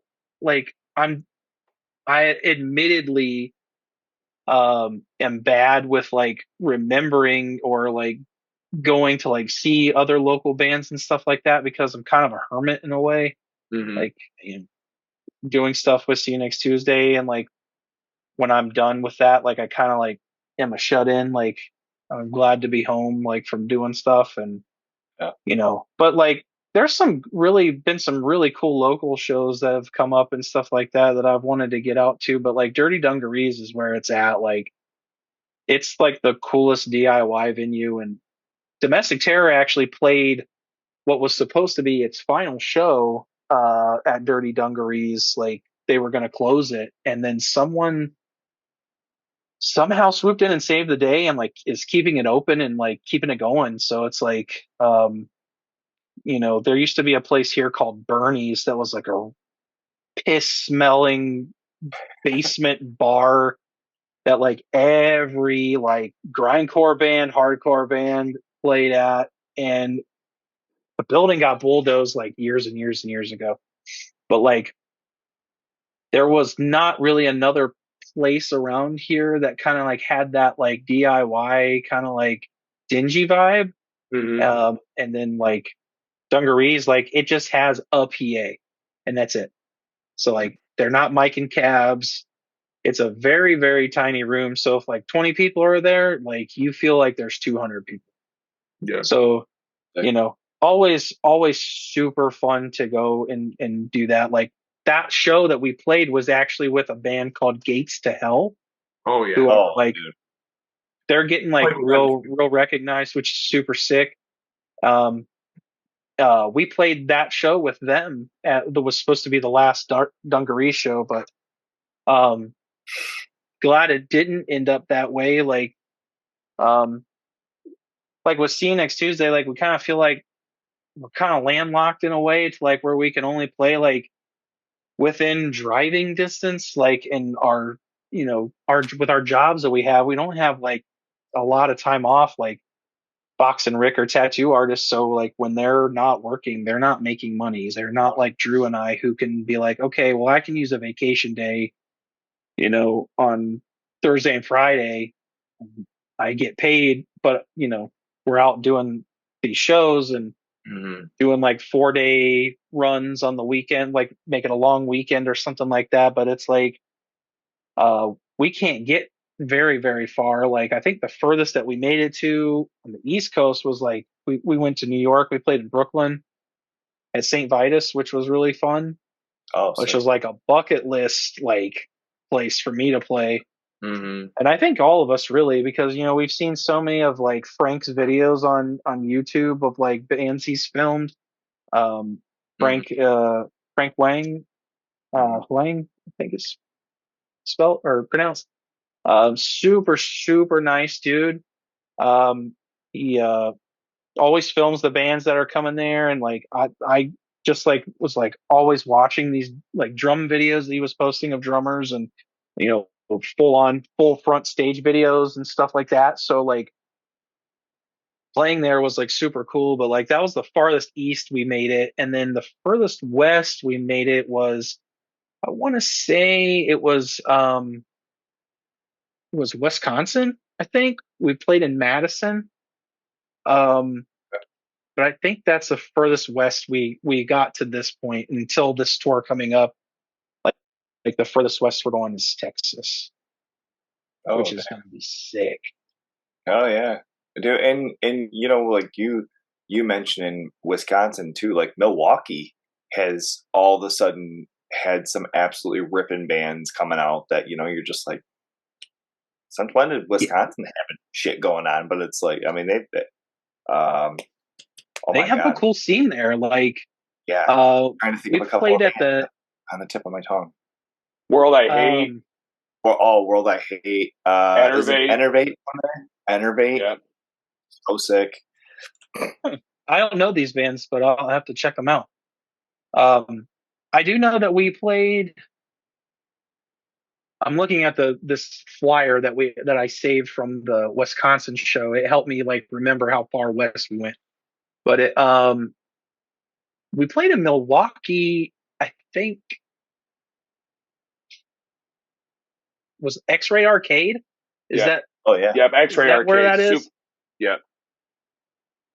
Yeah, that was I call it opening day of the Meth tour that we did. We went up with Meth at that show, and those dudes are just the sweetest sweethearts that could ever be sweet. We've done 2 runs with them, and it's been so fun. And we did 2 runs with Bandit on 2 separate occasions last year. Okay. And those dudes are just awesome grinders, like the nicest guys you'll ever meet. It's been awesome, and like I'm excited to do this tour with the Mouth Breather guys, because different chunks of the tour have different bands, but like Mouth Breather is like our direct support for the majority of it. Like they're missing the first couple of days. So we're having Mutilatred from Toledo come and do those like first like 3 or 4 shows, I think. I think it's 3. My favorite band. They're so good. And the dude from Sanguisugabog plays in that band too. Yeah. Which is another. Yeah, my boy Drew. Yeah. Yeah. Yeah, they're awesome. They came and played down here my first show with See You Next Tuesday here in Columbus. We played at Big Room Bar, and I pulled double duty that night, and I will never fucking do that ever again. Ever. Like, I don't care how much money you give me, I'm not like ready to die. Like, you did Domestic Terror, and then like, did you do was it a 40-minute See You Next Tuesday set? Like 20? Oh, dude, I've been doing that on guitar the past couple weeks, and I'm like, man, that shit's draining. But that's like playing some half-ass bullshit on guitar, and you're like over here like ripping like, Jesus, that's just insane. Blasting my fucking life away. It was like, no wonder you're a shut-in after you do this shit. Like, I'd be like, I don't want to see another fucking person. I don't want to see drums. I don't want to see Alan. I don't want to see Steve. I don't want to see Tony. I don't want to see that guitar. I don't. No, like, yeah, it's I do that, and it's the kind of like the way I like kind of like shut down and like kind of decompress from everything. Like I will not touch drums for a while, like until I absolutely have to again. I try not to do that anymore because my appendages get like fatigued very easily, and if I don't like kind of like keep up with some muscle memory, like just running through our set is like tiring enough because like I play it at the speed I play it live. So it's like I'm always like playing stuff way faster than it needs to be played. So I'm always like getting super tired. But like, yeah, that show, like Drew had reached out to the promoter, and the promoter was my buddy Wes, and he was like, yeah, he was like, do you want Domestic Terror on this? And I was like, yeah, we've kind of talked about it. And I was like, let's get DT on it, and I will do double duty, but one and only time.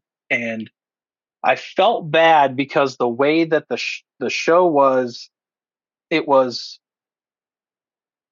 an opening band, another band, Domestic Terror, Mutilatred, and then See You Next Tuesday. And I was like, I don't want to play like a 20-minute set and then have to cool completely down, tear my drums down, bring them back up, reset them up, and then play with See You Next Tuesday. So we asked Mutilatred if we could swap, and they were like, yeah, sure. Like, you know, I explained to them like what I was doing, and they were like, totally, that's fine. I felt bad. In a row? Yes.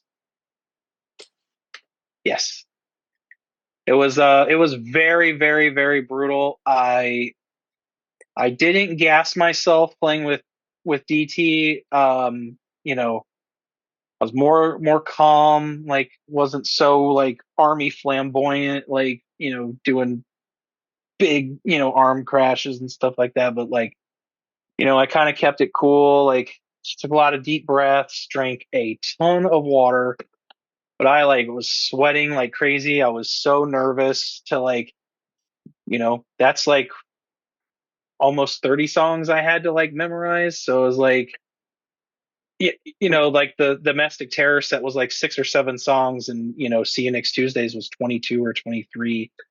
That was your first live set with See You Next Tuesday? That was the first gig?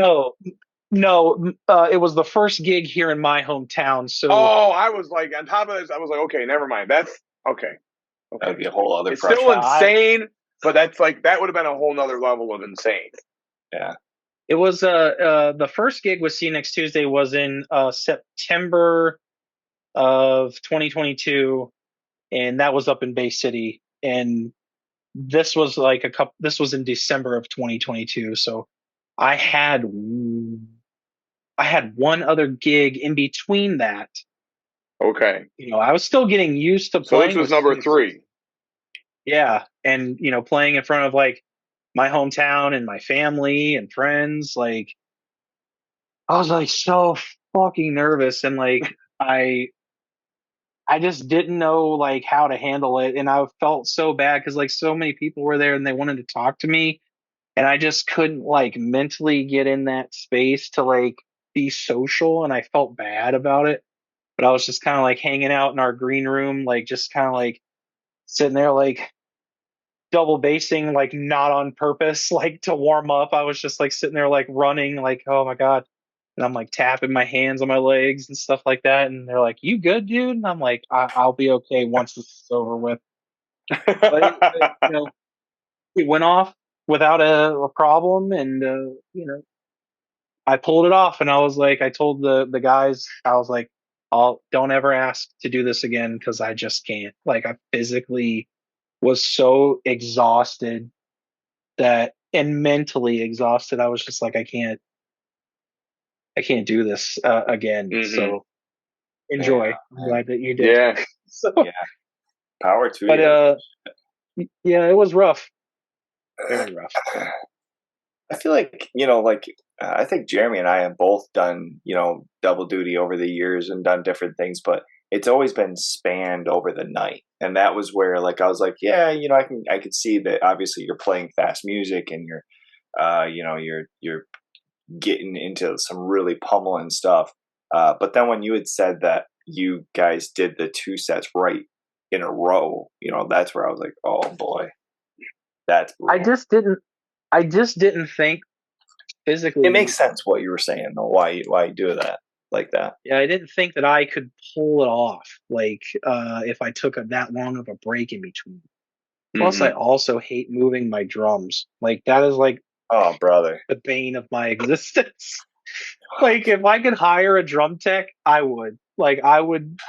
Like, please set this up, and I will gladly pay you money. Like, I don't want to do this. Like, it's like my least favorite part.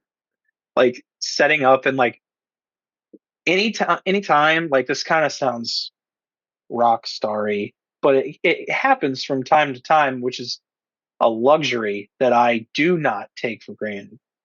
But anytime that we can like be like when we're the headliner or something, and we have a stage large enough to keep my drums set up on the stage, like that is like the coolest thing ever. Like at Pyramid Scheme, that stage is so huge that I can set up like back here, and the other bands still have plenty of room. Like, you saw like Meth and Def Club, like they still had Justin had plenty of room to like run around the front and stuff like that, while they were performing. And it's like anytime I can like leave that thing set up and not move it again until it's like, okay, we're done playing and it's time to pack up.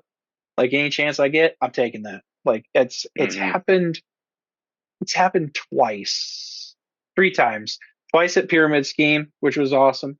And then another time it happened at this place in Cincinnati called Legends. The stage was just massively huge, which was actually, I think, See Next Tuesday's worst turnout for a show ever. Ever, I think. Like, I can't speak for. Oh yeah, I don't like to speak ill about like my home state, but like that really bummed me the fuck out. Like, we were close to Kentucky and stuff, so like people from like southern Indiana and Kentucky I thought would come.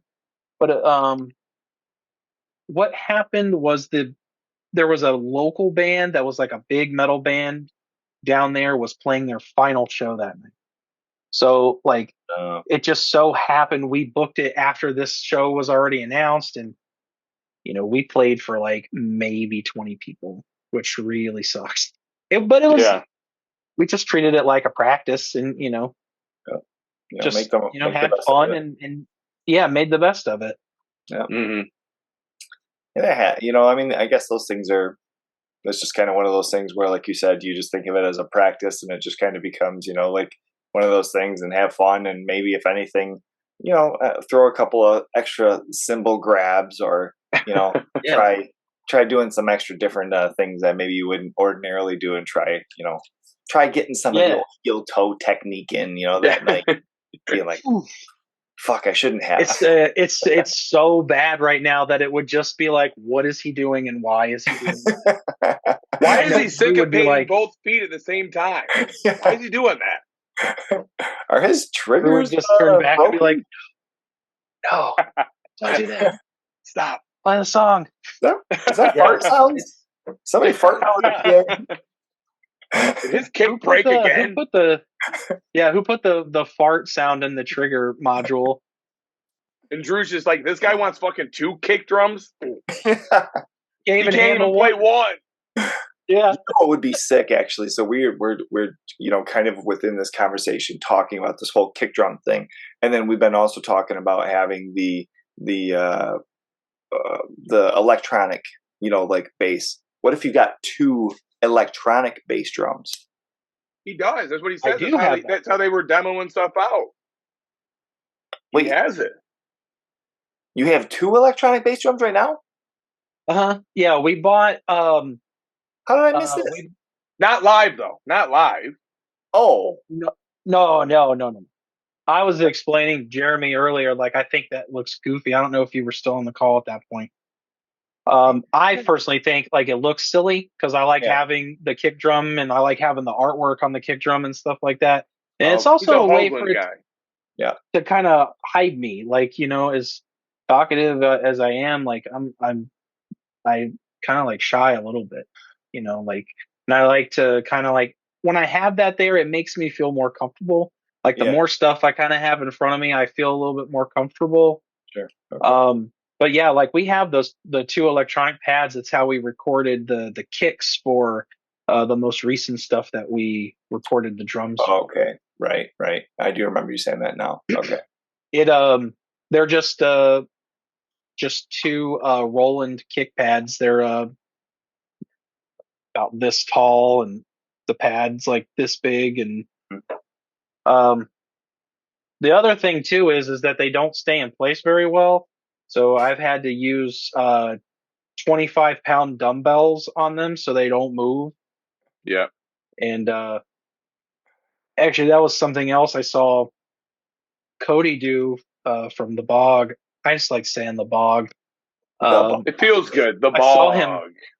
Yeah. 1059 the bog. The bog. Like it's almost like the Bears.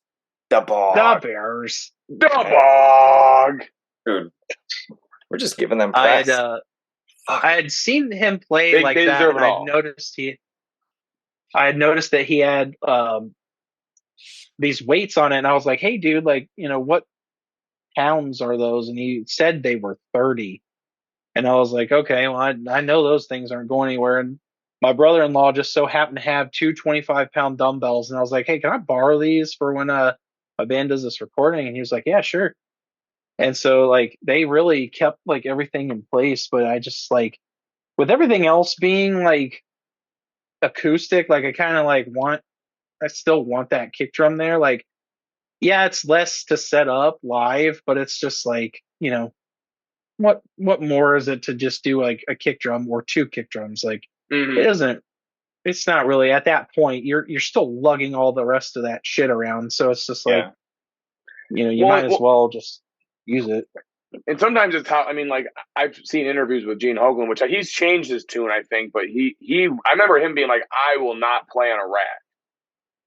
Like he's just like, that's not he's like, that's not what a drum set is. Although I'm pretty sure what's that band he's in now? Death Angel or whatever. I think he's in Death Angel now. Like I think he's using a rack now. So like he said, fuck that idea. But anyway, I get what you're saying. It's preference, and it's like if you're not into how it looks and how it feels, like you're not going to want to fuck with it. Sometimes using a rack is nice, but for the most part, it's a giant pain in the ass because you're like trying to like make sure that you like put it down gently. Because I played a show one time with a band, and I had a drum rack, and it was the first time I'd ever had one. And it was one of the Gibraltar ones with the circular tubes. And we brought my stuff up. I was like, oh, this is so awesome. I had my carpet marked where everything went. We set it down, but we set it down like a little too hard. And everything on that rack bar went, eh. And I'm like, fuck. Like, how? Like, we had to like reset everything back up. It just took way longer. So like that's why I just don't use a rack anymore. It's if I were to ever use a rack, I would use a pearl rack because they are square. Like all the rack parts are square, and they use like a C clamp mount. Oh, okay. That like clamp shut, and it's much nicer to use. Friend of mine had one, and they used it once for a show. It was just like, I was just like, this fucking sucks. So I call it the Christmas tree method. So like I'll use a stand and buy a bunch of like clamps and like go clamp happy, like, and boom arm accessories and stuff like that. Okay. And I technically only have like four stands, like really. Like I have five maybe. I have a hi-hat stand, I have one stand for a crash, my rack tom stand, and then I have four. So I have my ride cymbal stand, and my ride cymbal stand has three cymbals on it. Like it has my ride, my right crash, and my right china. And my one crash has my one of my bells, and my hi-hat stand I use a arm clamp off of for another china. And it just so happens to like work out easily that it can just hang out there. And I was like, when I figured out that I could put one there, I was like, yeah, this is way closer to me, like doing some china blast like that. You know, it's kind of cool to like just have the accessories and not have so many individual stands, but like, Yeah, sure. yeah, the rack thing is like, they're cool looking, but they're a giant thing. That's not cool. Yeah. Can imagine everything perfectly is how you want it, and then you're like, well, gotta go back to the drawing board.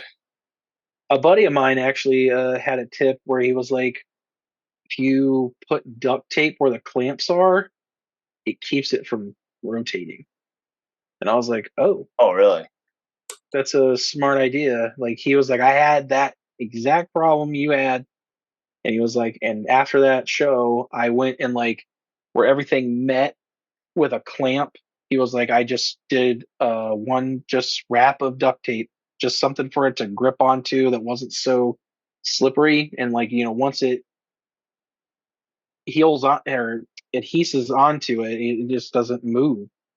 So I was like, oh, that's a super cool idea. I never ended up doing it though, because I was just like, this thing is actually more work. I don't have anything to store it in. Like, you know, with my stands I have now, like I have a case, like I have a rolling case that I can put everything in. Okay. You know, hard shell case. It's like big enough. It's perfect. Like I don't have to worry about it. But like, I don't know. I can see where they can use their point, like where some people are like, if you have a huge drum set, like a rack is definitely like that's the way to go. Like Alan from the Black Dahlia Murder, he has one. Like really got to see it kind of more up close and personal. Like they came to Columbus and we hung out and watched the show, and I helped him kind of tear down afterwards, and we were just nerding out, talking about drums and stuff, and I was seeing like all the different clamp accessories and stuff like that. Like he has like two racks that are put together. Like in order to like use two kick drums, you kind of have to have two racks. Like you have like a spot in the middle with one arm coming this way, and then you have one going like this. So it kind of looks like a giant arrow, like in a way. And he uses a lot of accessory clamps and stuff like that just to kind of like, it's kind of nice. Like, everything is all in its place, like all the time.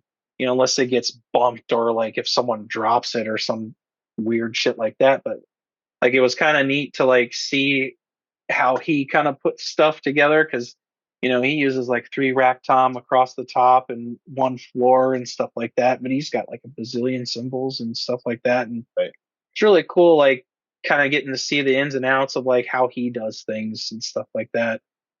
He sits super low to the ground, like as far down as that seat will go. Like he's almost like sitting on the floor, which is really crazy because like for me, I have to sit up like super high because my legs are super long, and I'm like, I just don't feel comfortable like sitting. Like if I feel like I'm raising my leg up like past like my stomach, like I feel like I'm doing too much, and like I feel like I'm burning myself out.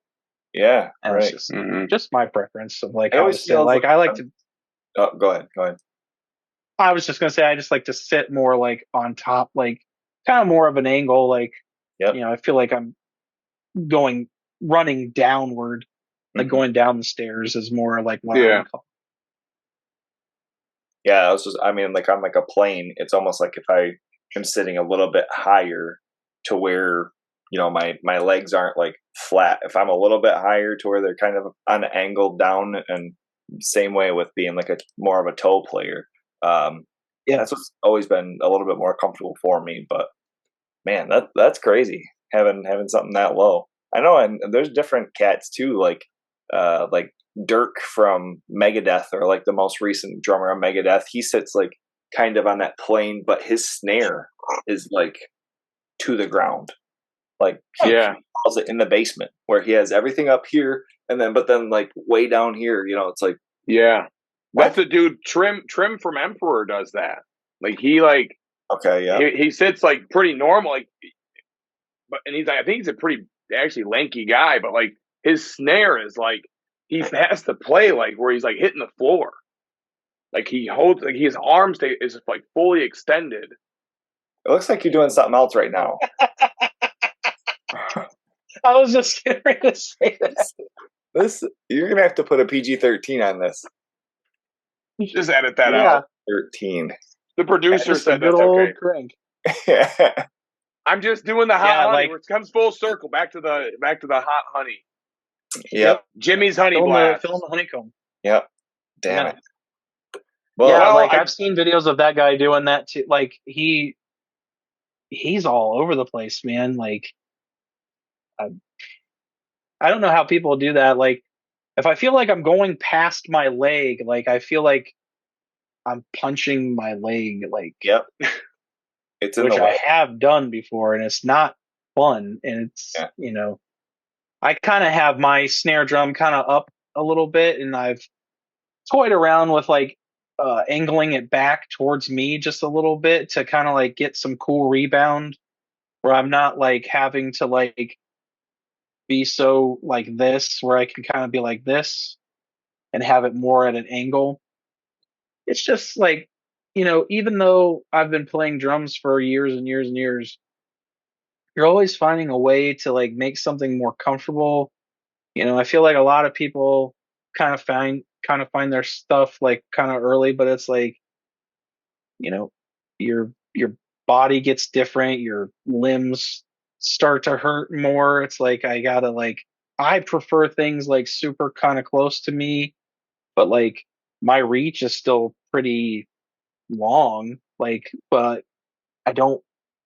If it's too close, like especially in my ride, if it's too close, like I feel like I can't get to that floor time. Like if I'm doing like a travel fill or something like that. So it's just like all drummers are like always constantly like I feel like changing the way they're setting up their stuff and getting comfortable with themselves, even though they know their instrument very well, and they're just kind of like, how do I make this work now, like for how I'm playing now?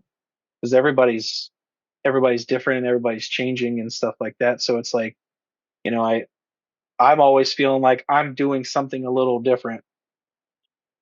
So, just kind of like the way it is.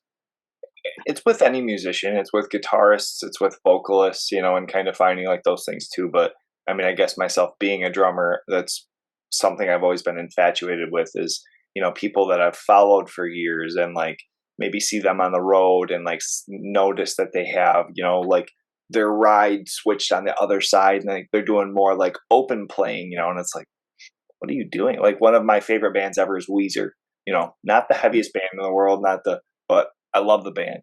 And it's always been interesting to me as far as like their drummer, who is just a very fundamental drummer. Over the years, some of the things that he's done, and it just kind of like maybe in a sense of like is like fucking with his like brain of how he's playing and keeps things interesting, and he'll throw things just way back here every once. So it's cool. I mean, just to see the different variations and even when something does look kind of crazy or looks, orthodox, you're like, why are you doing that? And someone actually having a reason, or on the other end saying, I just wanted to try it like that and see, have fun. Yeah, like I don't know why Cody from Sango Sugabog does that, but like, he loves it, and more power to him. Like, I have nothing against it. I think it looks goofy personally. Like like I said, I don't want to do it, but I'm not gonna be like, you're stupid for doing that, because I don't think that at all. Like, like the two songs that we recorded for Relapses that were actually like grind tracks that weren't like remixed and stuff. I actually recorded the drums in Drew's garage over last summer, and I used all real cymbals and my snare, but I used everything else electronic. Like I used the pads from our electronic kit.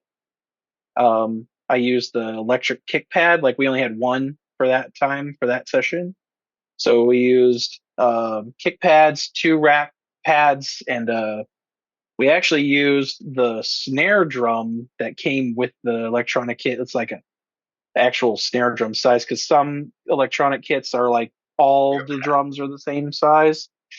But this one came with like a really big snare drum, and I used that as a floor tom. I thought that was really fun.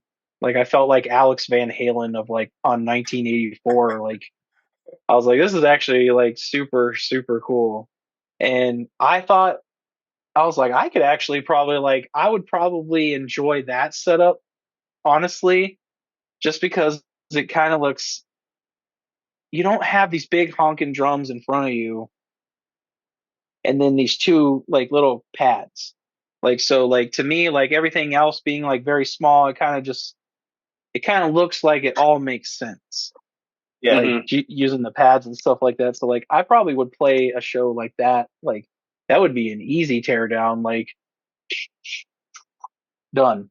Like put it all in a suitcase and it would be fine. Like you could just do that. Man, but that would be the life. That would be a luxury life for a drummer. All right. Well, we've been talking for a while, fellas. We're just three rascals over here talking Cherry Coke Zero, talking, electronic kick drums. We're really pounding the table for See You Next Tuesday, bringing in 2 acoustic kicks. That's what the people want. That's what'll bring that's what'll put the asses in the seats in Cincy. I just know it. It's gonna pack that fucker. 2 kicks. But as with all great things, we got to come to an end here. So, before we do that, though, we always want to give people time to, any last things that, we want to make sure that we can get out there, promote. We appreciate you coming on here and chatting with us, hanging out with us. And on the same token, we want to make sure we give you your love and just give you your time to kind of share what's kind of coming up. And I actually, as we said earlier, I have a personal connection to some things you have coming up, because my band Painted Vine is fortunate enough that we get to rip with you guys at the Pike Room in Pontiac. Start kicking off this run you're doing. It's your 15 shows in 16 dates in 16 days. A lot of sick bands on that. I know you guys are, like I said, starting off at the Pike Room in Pontiac. That's on Friday, April 19th, one day before 420, man. And so we're lucky enough to play that. I also know another band, Everything Evil from the East Side. They're Yep. also playing. Super sick The band, Moral homies. Pollution. Yeah, I'm not familiar with Everything Evil, to be honest. They're kind of newer for me. Moral Pollution, I fucking love those guys. I know them from back in the day, and some of the bands that they were in. But I love Moral Pollution, and obviously Mutilatred. Seriously, my favorite band in the whole world. And then obviously you guys, the old OG homies, and just super sick band. See you next Tuesday playing, starting that runoff. And we are actually here at Fireside Chants. We are going to be doing a giveaway, some tickets to that show. I'm gonna connect with some bands and get some kind of some merch for whoever's lucky enough to win that. So we'll be doing a giveaway for some tickets to that kickoff show to make sure we, send See You Next Tuesday off right. Make those homeboys proud. Awesome. So we want to do all that. But you guys are on that tour with some sick bands. Obviously, you said Mouth Breather are the direct support, but then Mutilatred, Noisy Neighbors, Implosive, Disgorgence, and Thin are also on that rip with you guys. So I want to give you a chance to you've talked about it somewhat, but I'm curious as to where are we getting these bands? Like where, you obviously it gives me the feeling of like a hand-picked, we got to do some shows with these guys. These are our homies. So where does that come from? Well, you're correct in assuming that we did handpick these bands to come do this with us, and Drew and I kind of tossed ideas back and forth of where we were regionally with people. The whole tour got started basically with getting an offer for the Mammoth Fest. I think that's what it's called. It's like Mammoth Fest 3. That dude reached out to us and was super nice and was like, "Hey, I want to get you guys down here. Here's my offer." And we were like, "Okay, we can definitely do that." And he was like, "Here's what I can offer you. I can offer you, hotel accommodations and stuff like that. So that's great." So it all started with that, and we were like, why don't we just do something down and back? Make this worth, instead of throughout the year doing long weekends, why don't we just kind of do it all at once, and we'll just do 2 weeks and get to places that we haven't been able to get to, and at this point. And so we kind of looked around where we were going to be, and in Texas, Drew was always listening to all the new bands and all sorts of new shit that's coming out and all the grindy bands. I get landlocked into listening to Waylon Jennings and shit all day long. So I don't venture out to much new stuff. It's very hard for me to. I admittedly will just be like, yeah, I'll listen to that at some point, but it's not what I want to listen to right at this moment. Drew used to send me bands all the time, check this band out, check this band out. And I'm like, I can't. Right now, I'm in a zone and I don't want to break out of that zone. And Drew's not like that. Drew is like, I want to hear everything new, right now. So Drew reached out to the guys in Noisy Neighbors and was like, hey, you guys are really rip and grind. Let's be friends. And, they're like, oh, we love you guys. And we started talking to them and we were like, hey, we're going to be doing these shows in Texas. Would you guys be interested? And they said yes. And Drew knew the guys in Finn, and so he asked them because they've been wanting to do some stuff with us, but it just never kind of lined up. The tour that we did last February, where we were kind of up in the New York area, that's where they're from, and I think that they wanted to try and get on that, but somehow the schedules just couldn't align and somebody couldn't do it or something. So we were like, we'll get something going at some point. And, we both kind of knew the Mutilatred dudes. So we asked them if that would be something they were at all interested in doing. And they were like, yeah, absolutely. That sounds like a lot of fun. So it looks like they're going to, once they break off from our tour, they're going to be doing their own tour kind of after that for another week or so. And then Implosive, I've known Jeff, the guitar player of Implosive, since 2009, 6, I'd say. And he has just been a long time homie of mine. And Drew was like, "What do you think about asking these guys?" He was like, "You know them really well." He was like, "I would love to play with them." And I was like, "Yeah, I'll absolutely ask." So reached out to them, and Jeff got back to me like a day or two later and was like, "Yeah, everybody in my camp's like good to go, so we can do like, I think it's 3 days that we're doing with them. They're doing all of our Florida shows, and we're only doing 3, so yes, it's just 3." But that's kind of like how it came to be. It was like, kind of know these like super sick bands, and we would love to do some stuff like if we can. And they were like, yeah, like we can try. And it was far enough in advance where everybody could kind of like make stuff happen. So we've been like working on putting this together for, my gosh, since like summer of last year. Like we had everything set in stone like towards the end of the year, but like we were like trying to like figure out like if bands could do it, like do we have enough time to like give people to take off work and stuff, because we're all adults now and we have bills to pay, and not everybody gets like a luxurious vacation time. So Yeah, that's sick. we're excited. Awesome.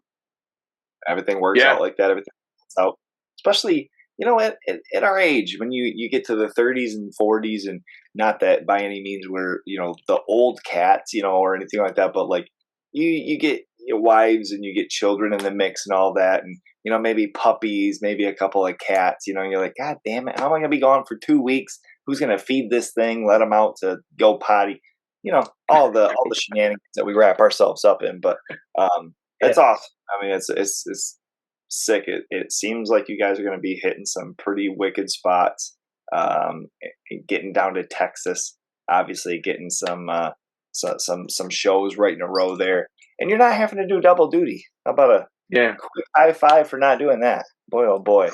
Yeah, I'm excited about that for sure. And I also think too, like the time of year we're going, I don't think it'll be too awful hot.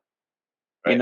It's springtime, just almost into summer. So the tour ends on May the 4th, and it ends in Indianapolis.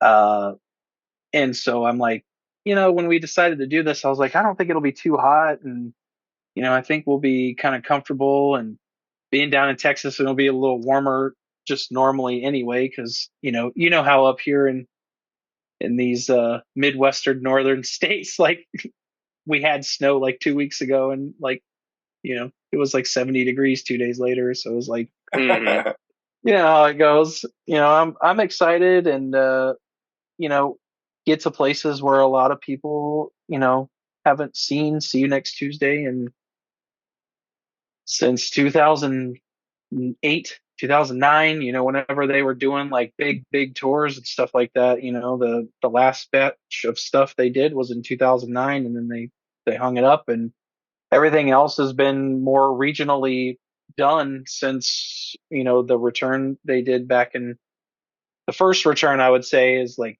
2015.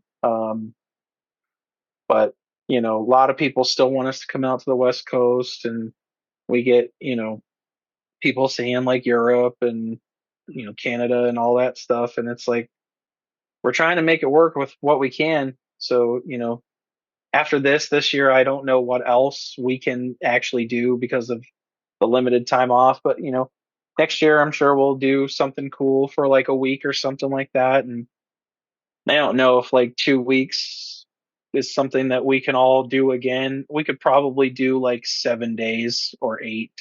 It's pushing it. Like like you guys are saying, like we all have families and we all have responsibilities and pets, and trying to make things work the best we can. And that's all we can do. And can't please everybody, so we're just trying to not beat the Midwest to death like we did that all last year. So like we're trying to not play the Midwest really. So everyone was like, when you guys play in Columbus again? I was like, where were you the last 2 times that we played here? Like Like our second Columbus show that we did was not that packed. Like there were still quite a few people there, but it wasn't like the first round that we did.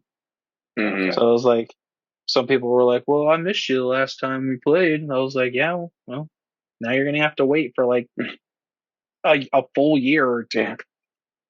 So Well, I gotta we're say, excited. I'm excited. I mean, I remember back long enough when there was a different animal singing for See You Next Tuesday. You know, there was a bear and then there was a fox. You know, and you know, just playing with those guys in like halls, you know, and wherever in Michigan. So to be able to play with you guys, you know, now in Pontiac is pretty badass. So I'm excited for you guys. I'm excited for you, Jimmy. It's been awesome chatting with you. I have not been as lucky as Erik. I have not been able to see you with them live. So I'm excited for that. That'll be a treat. I know that's going to be. Going to. That's what I'm saying. It's going to be. I'm so excited for that. I cannot wait. And yeah, thank you so much for sharing all your stories with us and all the things, and for bringing Suffocation onto our podcast for the first time ever. So you know, fuck all the posers, and thank you, Jimmy. And you know, without further ado, that's Fireside Chants. This is Jimmy fucking Blast Beats, and how fucking yeah. Thank you. Thanks a lot, guys. That's been for sure. Thank you. Take it easy, guys. All right. Take care, everyone.